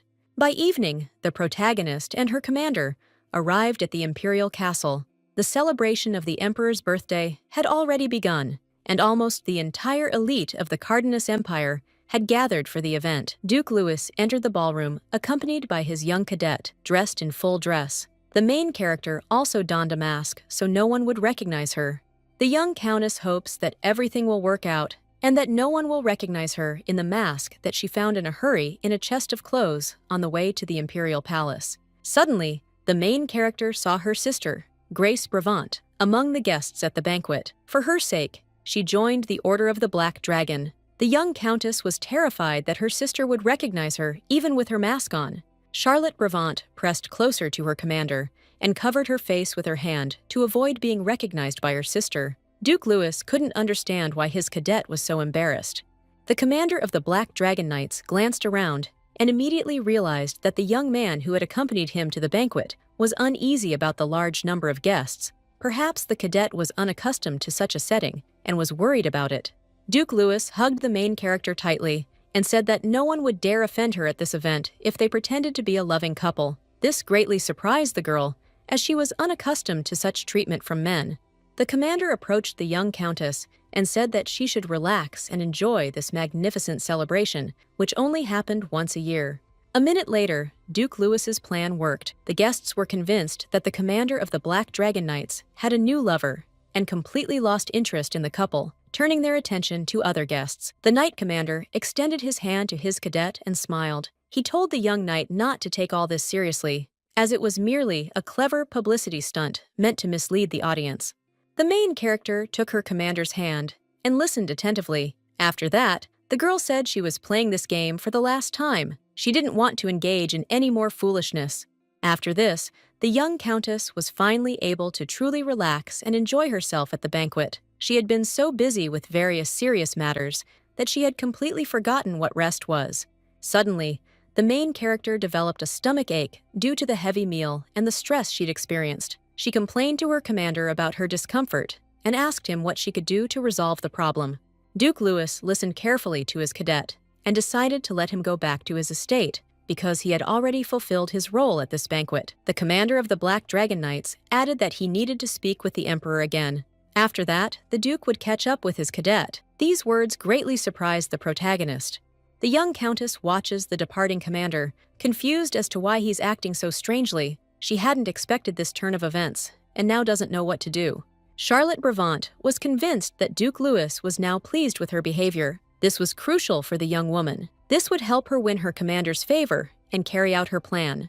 The main character found a secluded spot to lie down and rest a bit. She'd been on her feet all day and had experienced many stressful situations, so she was very tired. Despite all the difficulties, the young countess is overjoyed to be able to see her sister Grace today after a long separation. This is a wonderful event that gives the girl strength to continue her struggle. Night has fallen. The main character is already asleep, but she's suddenly awakened by the sound of a window opening. She wakes up to see a strange masked man entering the room, resembling a hired killer or something similar. Charlotte Brevant hid behind the sofa to conceal herself and safely observe the strange visitor. She realized that this man had come to Duke Louis's room to steal something. A thief rummaged through the belongings of the Black Dragon Knight's commander and planted a vial containing a deadly, colorless, odorless poison. It's a very powerful and dangerous substance. The criminal came here with malicious intent. Most likely, he wants to plant poison on Duke Louis so that, at a convenient opportunity, he can accuse him of treason and the intention to poison the emperor. The main character continues to secretly observe the cunning criminal. The girl immediately realized his evil intent and is now wondering who would frame her commander. The young countess looks at her commander's suitcase, which contains a vial of deadly poison. If the emperor discovers this vial, Duke Louis will be forced to travel to the west of the empire to meet his inevitable death. Suddenly, the mercenary spotted the main character. He drew his blade and prepared to attack the girl, eliminating any unnecessary witnesses to his crime. The young countess told the mercenary that he would immediately pay for his crime. Let the criminal take his life while he still had the chance. The main character added that she was her commander's best swordsman. Afterward, the girl dealt the treacherous criminal a powerful blow with her blade, which he parried with great difficulty. The girl prepared to strike her opponent again with her blade. The protagonist said the criminal could only escape death if he immediately laid down his weapon and handed her the vial of deadly poison. The mercenary decided to take advantage of the situation. He tossed the vial of poison aside and told the protagonist she'd have to catch it if she wanted it. The young countess leaped long to catch the fragile vial of poison, which would be crucial evidence of the Duke's innocence if presented to the right people in time. But in doing so, she put herself at a disadvantage during the fight with the mercenary. She was taking a huge risk now. Now the protagonist is at a disadvantage and close to defeat. The mercenary said the Duke's cadet only has a few seconds to live, but the brave girl has no intention of giving up. The young countess has gathered her strength and is ready to fight to the end. May the strongest win this battle. Charlotte Brevant stared at her opponent and smiled meaningfully. She was ready to attack the criminal again, ready to give him a fitting rebuff. Meanwhile, Duke Louis and his personal secretary are returning to their quarters after a business meeting with the emperor. Both aristocrats are upset about something.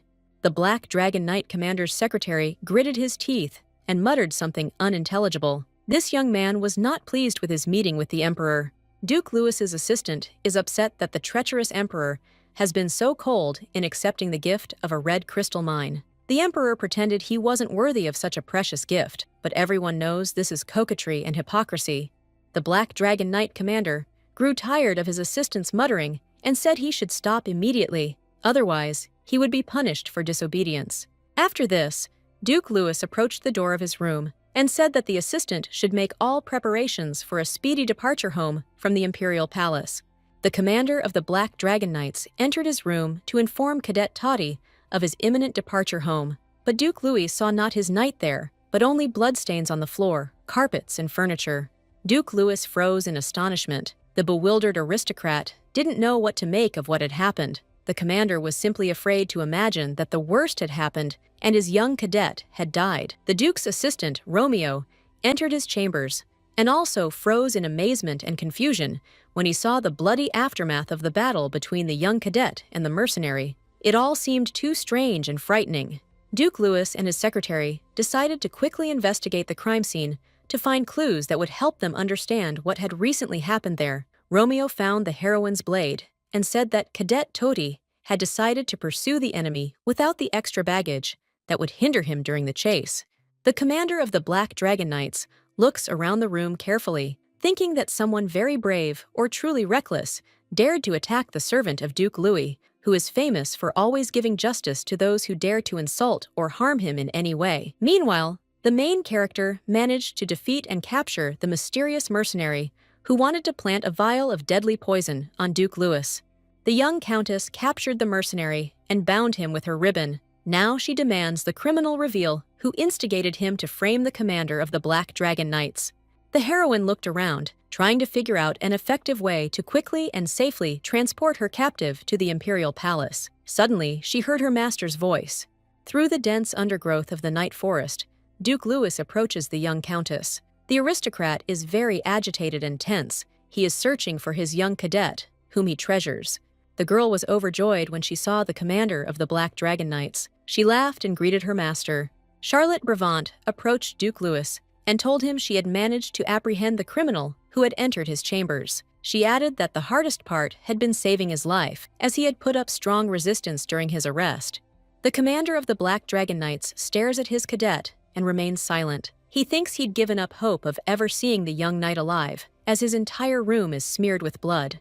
Duke Louis took his subordinate's hand and noticed a small cut on Cadet Toddy's palm. The commander asked the young knight if he was all right. The girl stares into her boss's eyes, and she imagines he looks at her tenderly. The protagonist can't figure out if this is truly true. She tries to decipher Duke Louis's mysterious gaze. The young countess told her master that she was fine. She had simply reopened an old wound she had sustained in the ducal park while rescuing the emperor's fourth daughter. Suddenly, a mercenary intervened in the conversation and began mocking the main character and her master. The criminal began joking and making faces to show his disdain for the knights who had captured him. Duke Louis didn't hesitate for long and immediately kicked the mercenary who had dared to interrupt the conversation and show disrespect for the knights. The criminal let out a soft sigh and immediately fell silent. The protagonist looks at the silent mercenary with surprise and fear. Now she fears that the criminal she so painstakingly captured may not live to see a fair trial, thanks to the overzealousness of the Black Dragon Knight's commander. The young countess thought that if Duke Louis dealt the criminal a couple more such powerful blows, he would die. But this could not be allowed, because she needed to find out who had hired him to frame the knight's commander. Duke Louis remained icy calm. The aristocrat looked closely at the criminal and confirmed that he was still alive. Afterward, the commander asked his cadet if he had sustained any other wounds today. The protagonist replied that she no longer had any wounds. She only had the blood of the mercenary she had fought earlier that day. She also noticed that the commander was looking at her with tenderness again. But Duke Louis doesn't believe his student's words. He thinks the youth is too proud to admit weakness, so the commander ordered the young knight to strip completely naked for inspection. The young countess was very surprised by the commander's unexpected order. She didn't want to undress, so she swears she hadn't sustained any wounds today and is perfectly fine. Duke Louis treasures his personal student too much, so he continues to insist that he allow himself to be examined for wounds. Suddenly, something unexpected happened, preventing the girl's examination and the discovery of her secret. The fourth princess of the empire, Nadia Cardenas, suddenly appeared among the dense thickets of the night forest before the commander of the Black Dragon Knights and his apprentice. This surprised both knights greatly, causing them to freeze in amazement. After some time, Duke Louis, Charlotte of Brabant, Nadia Cardenas, and her sister Cordelia gathered in the imperial palace to chat and discuss pressing matters. Cordelia Cardenas addressed the guests and said that fate had once again brought all four of us together. It was a wonderful gift, one that should be treasured and appreciated.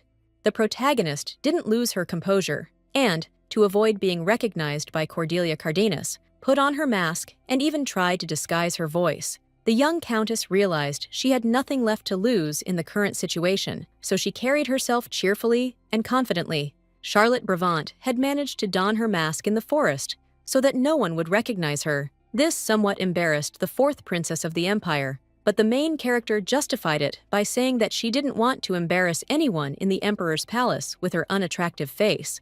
A few minutes later, Princess Cordelia, who had been searching for her sister in the forest, appeared and suggested that everyone present go to the palace to rest, clean their wounds, and discuss the situation. Duke Louis gladly accepted this offer, for he was very fond of Cordelia Cardenas. The first princess of the empire once again thanked Cadet Toddy for saving her sister from an assassin in Duke Louis's palace, and said that the imperial family wanted to reward the young man for his bravery. The main character, in order not to attract undue attention from the imperial family, thanked the princess and said that she did not deserve any rewards because she was simply fulfilling her knightly duty. Cordelia Cardenas smiled at the young cadet and said that his modesty made her consider the young man a true knight, without fear or reproach. The empire's first princess thought for a moment, smiled mysteriously, and said that the imperial family must repay its debt to maintain its honor and prestige. Therefore, the young knight would have to accept an offer he couldn't refuse. After this, Cordelia Cardenas officially announced that she would grant Cadet Todi the title of Knight of the Imperial Guard. These words greatly surprised not only the protagonist, but also Duke Louis. The first princess looked closely at the young cadet and said that he should join the Order of Scarlet, which she led. The protagonist looks at Cordelia Cardenas in surprise.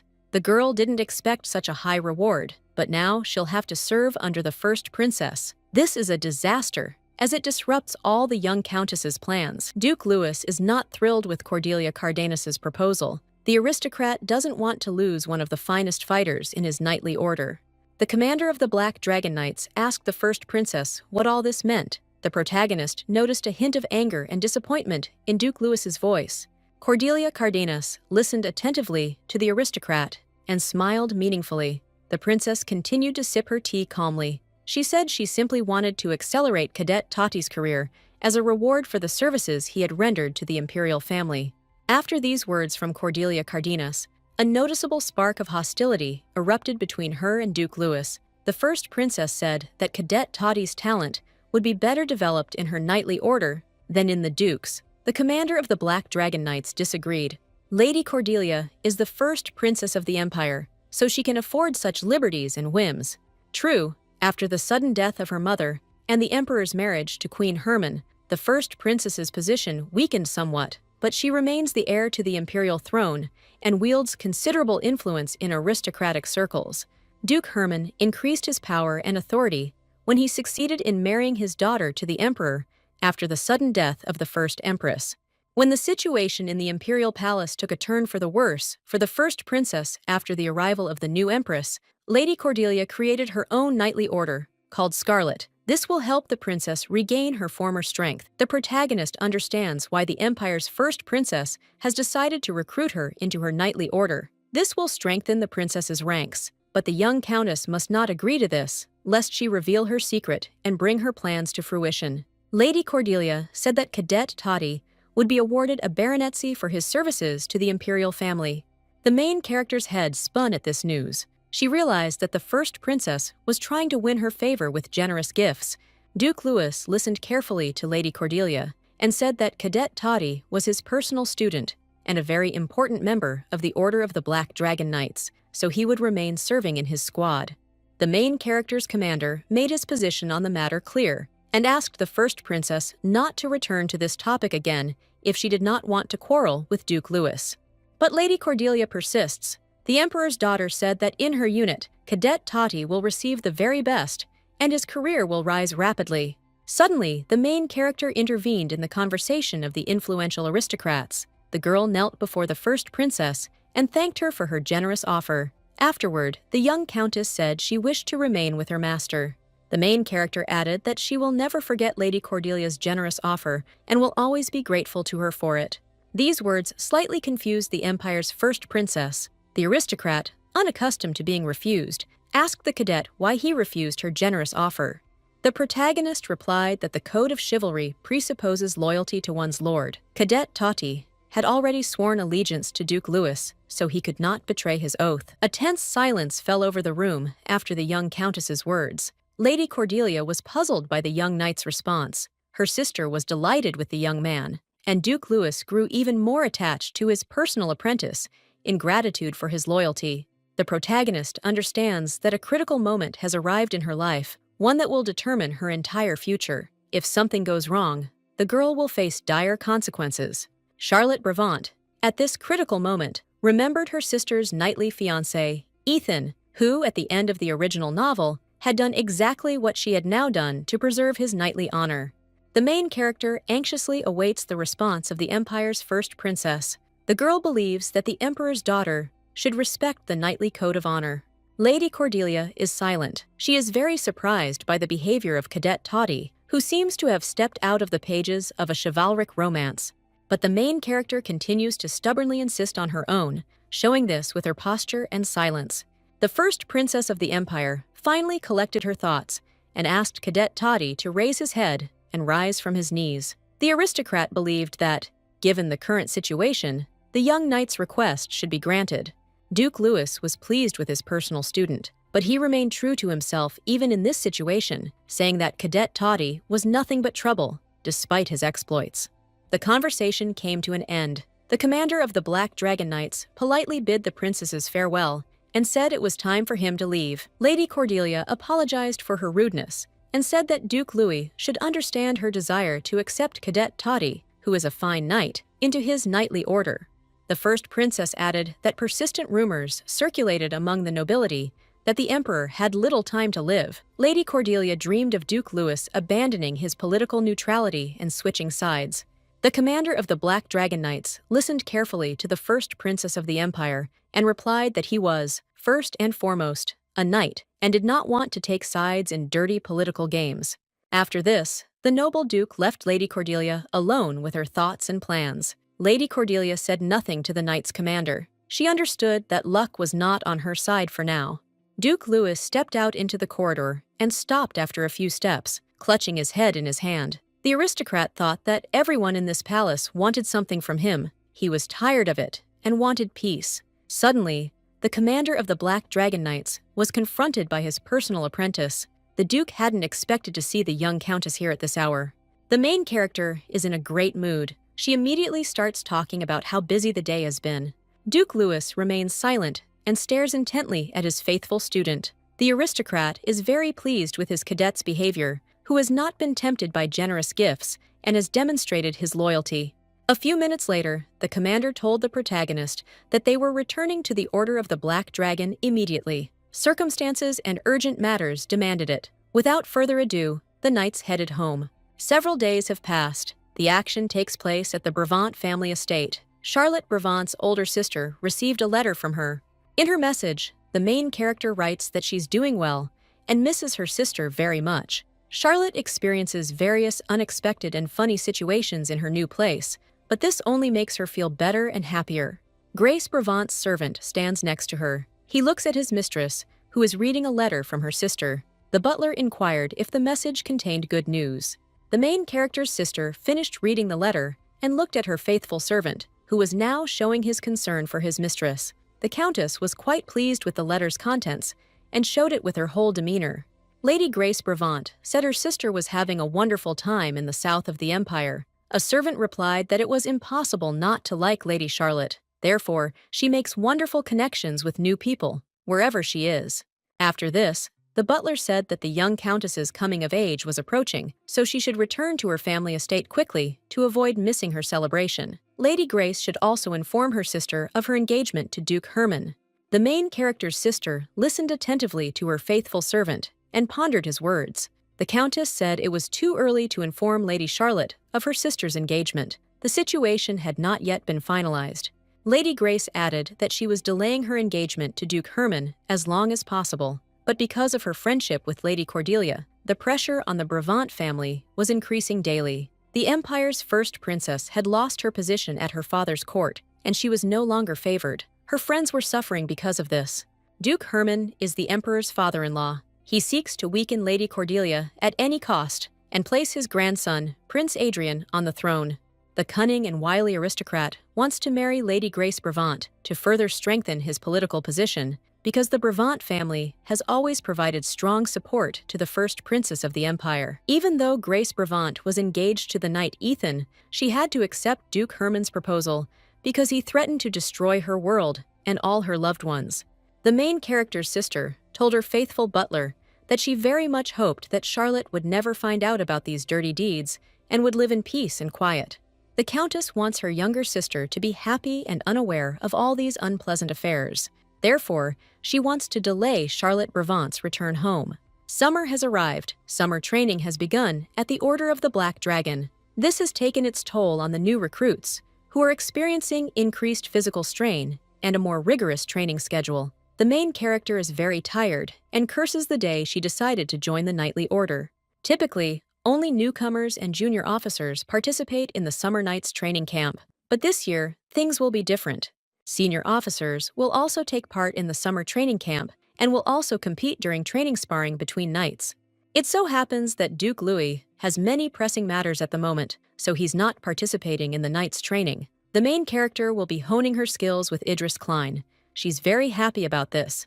The Black Dragon Knight's deputy commander said that the key to successful training was a bare torso, as clothing wouldn't restrict the knight's movements. These words puzzled Cadet Toddy.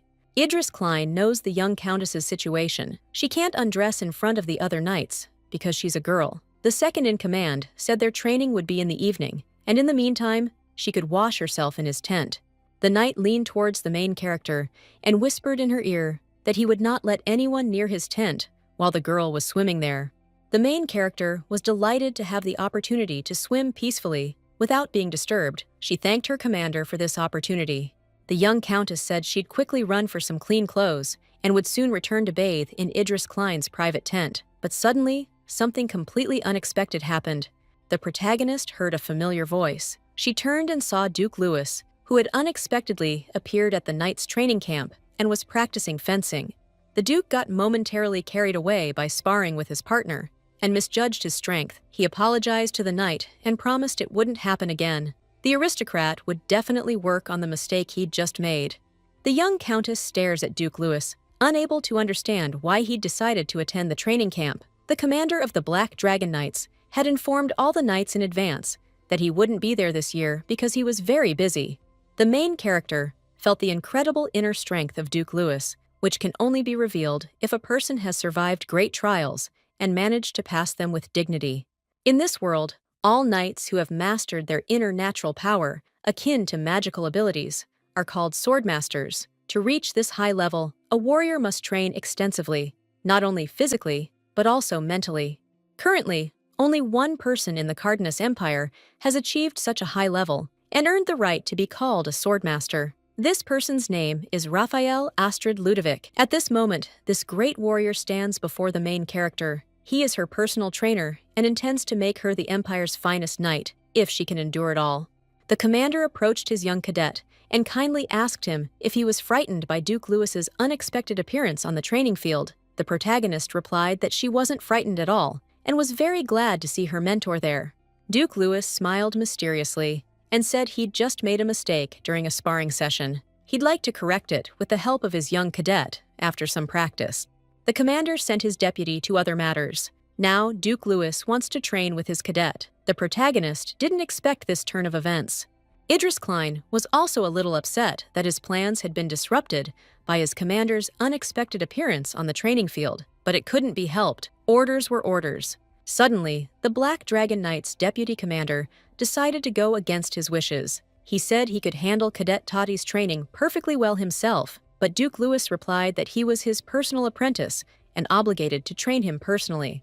The aristocrat added that this would only be better for his cadet, as he would be taking fencing lessons from the Empire's only master swordsman. The protagonist is shocked by this altercation between the knights, who are also close friends. The quarrel was the fault of the young countess, who evokes affection in both men. The main character decided to immediately intervene in this pointless and harmful dispute between the aristocrats. She said she really wanted to learn something from Duke Louis. After that, the problem resolved itself. The young countess and the commander of the Black Dragon Knights went to the Duke's tent to prepare for the upcoming training. The young woman expressed a desire to begin immediately. Meanwhile, Duke Louis is overcome with emotional torment. The aristocrat has begun to become attached to his cadet, and he doesn't like it. He doesn't want to lose his inner freedom. Cadet Toddy noticed his commander's embarrassment. He smiled, finding it mildly amusing, but Duke Louis said he was irritated by his students' taunts.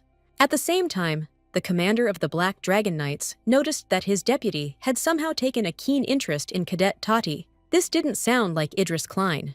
Duke Louis has come to the final conclusion that the arrival of the enigmatic and obnoxious Cadet Toti has brought about radical changes in his knightly order and his entire customary way of life, and no one knows whether this is a good thing or a bad thing. The main character watches her commander closely and does not understand why he brought her to his field tent if he does not intend to train with her now. Meanwhile, Duke Louis decided to take off his stale shirt to change. He didn't know it was Countess Bravant standing before him, so he wasn't bothered. The girl quickly closed her eyes so as not to see her commander's bare torso. She asked why the Duke had just undressed in front of her. The leader of the Black Dragon Knights replied that he had sweated profusely during the previous sparring session and simply wanted to take a bath. Afterwards, Duke Louis took a bath and told Cadet Toddy to stand quietly nearby and not disturb him. The young countess doesn't dare contradict her superior. She stands to the side, secretly spying on Duke Louis. She's deeply embarrassed, but also consumed by curiosity. The heroine looked at her bathing commander and noticed something very strange. The girl saw many deep scars on the Duke's back, which had healed but left an indelible mark. The young countess secretly examines the scars on her commander's back and tries to understand how they appeared there. The girl thought for a moment and didn't hesitate to ask Duke Louis where he got such deep scars on his back, which looked like marks of excruciating torture. The knight's commander replied that he didn't understand why the cadet was asking him about it. The protagonist became even more confused after this answer. She wondered if these scars were somehow connected to the magical power her commander had managed to master. The girl asked the Duke if his scars hurt. The aristocrat smiled and said that the scars had long since healed and didn't hurt at all. Therefore, the cadet had nothing to worry about. But the young countess clarified that this wasn't what she meant. She was asking about the emotional wounds associated with these scars and the memories they evoked in Duke Louis. The commander of the Black Dragon Knights didn't respond. He merely waved his hand and motioned for his cadet to come closer. This surprised the girl greatly, and she became wary. The heroine overcame her embarrassment and fear. She followed her commander's orders and approached him, but Duke Louis laughed and flicked the young countess on the forehead. Afterward, he said that the cadet should mind his own business. A powerful blow to the girl's forehead caused her to lose her balance, slip, and feel herself falling forward. She realized something terrible was about to happen. This unexpected fall ended with the heroine landing in her commander's arms, falling into the bathtub he was bathing in. Duke Louis froze in surprise, but was not the least bit embarrassed. The young countess immediately collected herself and confessed to her master that she had just nearly died of fright. She must quickly get out of the bath and leave Duke Louis alone. The girl quickly rose to her feet, but she was still in the bathtub. The aristocrat laughed and said he could wash himself. He didn't need any help with that. These words deeply embarrassed the protagonist. She realized the Duke was mocking her. Charlotte Bravant hurried out of her commander's tent, declaring that she urgently needed a change of clothes. The protagonist couldn't understand how she had ended up in such a precarious situation. Meanwhile, Duke Louis sits in his bath, rubbing his forehead in confusion. The aristocrat is trying to understand the conflicting emotions he's just experienced after this amusing incident, and he can't quite collect his thoughts. The next day arrived. The Knights of the Black Dragon Order gathered on the training field to demonstrate and hone their military skills. The main character is in a dejected mood after yesterday's incident in Duke Louis's tent. She remained awake all night due to anxiety, but today she faces a difficult test, so the young countess has no time for idle worries. Suddenly, a familiar voice called out to Cadet Toddy. She turned around and saw that the Order's deputy commander, Idris Klein, was calling her. The aristocrat said the young countess should follow him because training was about to begin. These words surprised the girl, as she was supposed to train with Duke Louis today. Idris Klein said the commander had urgent business, so the Duke would be unable to train Cadet Toddy today. The deputy commander also noted that this news greatly pleased the main character. The aristocrat began selecting blades suitable for the training session. While doing so, he informed the girl that he had good news that might lift the cadet's spirits. Idris Klein said that Knight Ethan will return to the Order of the Black Dragon earlier than expected. Grace Bravant's fiancé will be here tomorrow. The young countess was overjoyed by this wonderful news. She had already thought she wouldn't be able to meet the Knight Ethan for a long time, but fate was kind to the main character. Charlotte Bravant will speak with Knight Ethan immediately tomorrow and persuade him to fight for his love. Grace Bravant must break her engagement to Duke Herman and marry Knight Ethan. This will reverse the fatal scenario of the original story, and everyone will live happily ever after. Meanwhile, Idris Klein found a suitable blade for training and asked the girl if she was ready to begin the training process immediately. The main character told the deputy commander that she was always ready to train, but tomorrow she would meet with the knight Ethan. After that, the young countess would happily return to her family estate. These words made Idris Klein feel a little sad. He looked regretfully at the blade he held in his hands. The knight was deeply saddened that the young countess would leave him and the Order of the Black Dragon.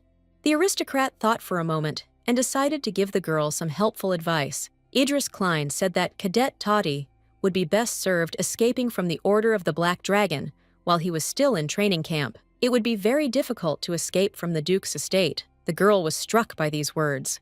The deputy commander added that the young countess need not fear that the Duke would punish him for his oversight. Everything would surely be sorted out somehow. The commander of the Black Dragon Knights will undoubtedly be extremely angry. He'll send hundreds of his subordinates after the fugitive to find her. Duke Louis will also not allow anyone to leave his domain for a whole month to achieve his goal of capturing Cadet Toddy at any cost. The protagonist is shocked by this information. Idris Klein saw that the young countess was very upset by his words. The aristocrat smiled knowingly and said that he had just played a little joke on the gullible girl. The Black Dragon Knight's deputy commander added that tomorrow, the main character's escape would be very simple. Idris Klein would issue the girl a pass that would allow her to legally leave the training camp. That's all there is to it. Charlotte Brevant looks with respect and gratitude at the noble knight who is providing her with great assistance in realizing her plans. She is a little perplexed, unable to understand why Idris Klein cares so much about her. When the main character asked her commander why he was acting this way, Idris Klein stared at the girl and said it was simply a whim and nothing more. But the noble knight's gaze revealed that he was secretly in love with the young countess. Charlotte Brevant looks into the eyes of her interlocutor and only intuitively begins to understand that the second-in-command has romantic feelings for her. That was the end of the sad conversation. Idris Klein smiled and said that today would be his last training session with Cadet Toddy, so he wanted to show his student a useful technique that would definitely come in handy. The protagonist happily agreed to this offer. The training with Idris Klein was grueling and difficult, as the main character had to learn so much in a short period of time. Charlotte Brevant is now in the dining room about to have dinner. She can barely stand due to fatigue. The protagonist sat down at the table and realized that every muscle in her body would ache tomorrow. Idris Klein wasted no time training his student. He taught her a lot, but it was a difficult process. Tomorrow, the young countess will need renewed strength, so she must eat well today to replenish her energy. The girl is inspired by the fact that tomorrow will be her long-awaited meeting with the knight Ethan. Suddenly, the main character heard a familiar voice next to her. The young countess looked around and realized she had managed to sit at the communal dining table next to Duke Louis, who was also dining there. Across from Cadet Toddy sits the personal secretary of the Black Dragon Knight's commander. He stares at the main character, unable to understand why she seems so embarrassed in Duke Louis's presence. The young countess collected her thoughts, wished the chief bon appetit, and thought that she needed to quickly finish her dinner and get away from here as far as possible before anything happened. Duke Louis stares intently at Cadet Toddy. The knight, too, feels a little uneasy after yesterday's awkward incident in his personal tent. The main character felt the commander watching her closely. This infuriated her, and she expressed her indignation about it as she wanted to eat in peace and rest after a difficult day of training. The Black Dragon Knight commander smiled meaningfully and did not scold his student for his lack of restraint. Suddenly, everything around shook, and an unexpected landslide occurred. This phenomenon is quite common in this mountainous region. The main character didn't expect such a turn of events. Unaccustomed to such natural disasters, the girl began to panic, but Duke Louis maintained his composure in the critical situation. The young countess was frightened and hid under the table. The commander of the Black Dragon Knights remained standing, fully erect. He waited for the landslide to end and for everything to calm down. Duke Louis hurried outside to assess the situation following the landslide. The commander met his deputy, and they concluded that the disaster had cut off all access routes out of the valley. Idris Klein told Duke Louis that no one would be able to reach the training camp for at least a week. This news greatly upset the commander, as he was expecting the arrival of the knights he had sent to scout the western borders of the empire the following day. Moreover, the emperor may once again send the Black Dragon Knights on an expedition to the western part of the empire. Duke Louis does not want to feel powerless in this situation. The commander of the Black Dragon Knights ordered his subordinates to begin clearing the rubble immediately. The new recruits immediately set to work carrying out this timely order, despite being extremely tired after a rigorous day of training. Duke Louis addressed his knights to encourage them. The commander said that clearing the rubble would be the best physical exercise imaginable. The main character was very tired today, but she began to work with double diligence when she realized that the sudden blockage that cut off all routes could prevent her from meeting with the knight Ethan tomorrow. The young countess works tirelessly. She wants to clear the cursed rubble as quickly as possible. Otherwise, all her plans will fall apart, and her sister will suffer greatly, marrying the treacherous Duke Herman. Suddenly, the main character heard someone nearby discussing the knight Ethan. The conversation caught her interest, and she began to listen intently. The knights who had been working alongside Cadet Toddy grew tired of clearing the rubble and abandoned their tools. They blamed Knight Ethan for everything, saying it was because of his visit tomorrow that the soldiers were having to work so hard. The protagonist overheard one of the knights call Ethan a sycophant who always tries to please Duke Louis, so the commander forced the soldiers to strain their backs and calluses their hands.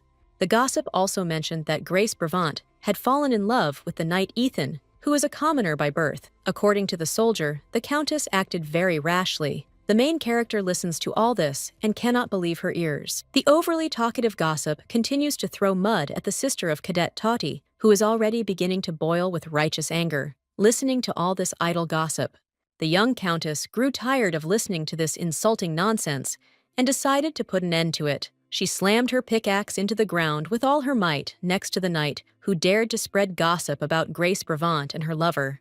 The main character glared at the cowardly officer and told him to take his words back immediately. Otherwise, he would be punished for his loose tongue.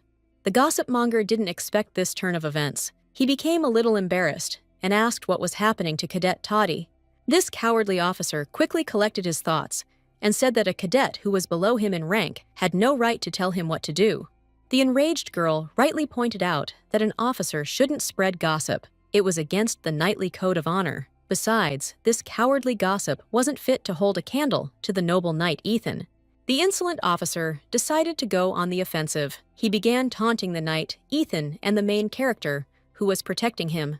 The gossip smiled and told Cadet Toddy that he was probably only protecting knight Ethan because he had promised him his protection. After this, the impudent man dared to nudge the young countess, who remained completely calm. The girl was waiting for the right moment to deal with the insolent officer, who was getting too carried away. The protagonist told the officer she was giving him her final warning. If the despicable gossip didn't apologize immediately, he would face severe punishment. But the officer was too self-assured and had very little understanding of Cadet Toddy's talents to simply back down and apologize. The insolent man didn't back down and dared to threaten the young countess again. At that moment, the girl's patience finally snapped. She assumed a fighting stance and prepared to draw her blade to punish the slanderer. Suddenly, Duke Louis intervened in the tense situation at a critical moment. The nobleman saw that his knights had quarreled and were ready to engage in immediate combat, so he decided to stop them. The Black Dragon Knight commander angrily asked his subordinates what was going on here and why they were so ready to attack each other. This inappropriate behavior would certainly be punished. All the officers present immediately bowed to their commander and saluted him. Afterward, they greeted Duke Louis, as befits the knightly code. The main character didn't bow her head to the commander. She stood her ground and looked Duke Louis straight in the eye. The aristocrat wasn't fazed. He asked Cadet Toddy what he had just been about to do. The young countess now deeply regrets having presented herself in an unfavorable light to her commander, but she decided to tell the truth and admitted that she had intended to draw her blade to fight the officer. Meanwhile, the brazen gossip and his comrade continue to stand in a crouched position before their commander. They secretly mock the main character, who is now forced to justify her breach of discipline to Duke Louis. The commander of the Black Dragon Knights was always quick to punish. He didn't bother to sort out who was right and who was wrong in this situation. The aristocrat dismissed the officers and informed them that Cadet Toddy would clear away all the remaining rubble himself. This cruel punishment left the unfortunate girl stunned. The main character didn't have time to say anything in her defense. Duke Louis simply looked at his cadet with such a cold and meaningful gaze that it was best not to argue with him at all. The young countess fell silent mid-sentence. She had never seen the commander look at her with such disdain and coldness. This greatly surprised the protagonist. Duke Louis said no more. The aristocrat gave his stern orders to Cadet Tati and hurried away, lest his mercy and pity for the young man he liked backfire. This is because discipline in a knightly course must be ironclad. The main character didn't argue with the commander. She bowed her head obediently and said she would carry out the master's orders he had just given. When the commander left, Cadet Tati returned to clearing the rubble. Meanwhile, the main character was very upset because she felt Duke Louis had been unfair to her. After a few minutes of hard work, the girl decided to take a break. The young countess couldn't understand why she had to be the only one clearing the rubble, while all the other knights were resting or doing other things. The sad cadet sat down on the ground and reflected on how he had never abused his position in society. He also never asked for help from powerful people in this world, and had dealt with all the difficulties he had encountered in his life on his own. A brave and noble girl simply wanted to defend the honor of her sister and her lover. But for this, she was ridiculed and treated unfairly, forced to bear the brunt of those truly at fault. The young countess now reflected on how she was merely a fragile girl who, by the will of fate, had found herself in the company of rude and ruthless men who didn't know who she truly was. This was an unusual situation that required unusual decisions and actions. At that moment, the girl felt utterly devastated and abandoned. The young countess desperately wanted to give vent to her feelings and burst into tears. The main character sits on the ground and reflects on the current situation. She also desperately wants to know if she's doing the right thing to make all her plans come true. Charlotte Brevant clutched her head in her hands and loudly ordered herself not to fall apart and to pull herself together. The young countess must, no matter what, save her sister, who could ruin herself by marrying Duke Herman. The main character calmed down a bit and managed to collect her thoughts. Suddenly, the girl realized that she could rid herself of all her problems today thanks to one smart move she could make.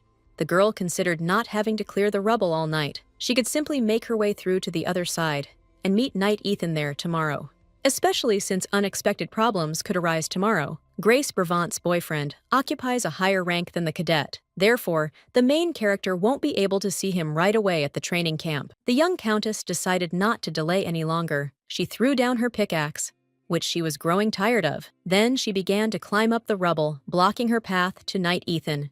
When the main character climbed the first stone ledge, she immediately forgot all the sorrows that had just overwhelmed her. Now, Cadet Toddy has a new goal that inspires him. Meanwhile, Duke Louis arrived at the rubble heap to check on his cadet's progress. But the commander was disappointed, as he didn't find the young knight there. Unable to find his cadet near the rubble, Duke Louis decided to return to his private tent to change clothes and reflect on the situation. An aide informed the commander that unpleasant rumors had spread throughout the camp that Duke Louis was singling out Cadet Toti among the other knights. The assistant asked the gentleman to be more careful in future with the mysterious cadet, who had never fully revealed his true identity. He could be an imperial spy. The commander listened attentively to his secretary and said that while still near the rubble, he had decided to search for the missing cadet personally in order to find answers to all the unresolved questions. Meanwhile, the main character managed to overcome the rockfall and find the Knight Ethan's camp in the night forest. The girl is very close to her goal. The young countess watches Knight Ethan's camp from a hidden spot in the nearby bushes. She's thrilled she didn't have to wander the forest until morning, and she quickly completed her task. Now the main character is thinking about what to do next. She guessed that the Knight Ethan probably wouldn't be sitting idle in his camp. He'd probably gone on a reconnaissance mission. Cadet Toddy is very worried about how Knight Ethan will greet him. He doesn't know whether the knight will scold him or treat him kindly and warmly. Suddenly, Charlotte Brevant heard a familiar voice behind her, ordering her to remain where she was. The man who snuck up behind the main character put his blade to her neck and asked who she was and what she was doing there at such a late hour.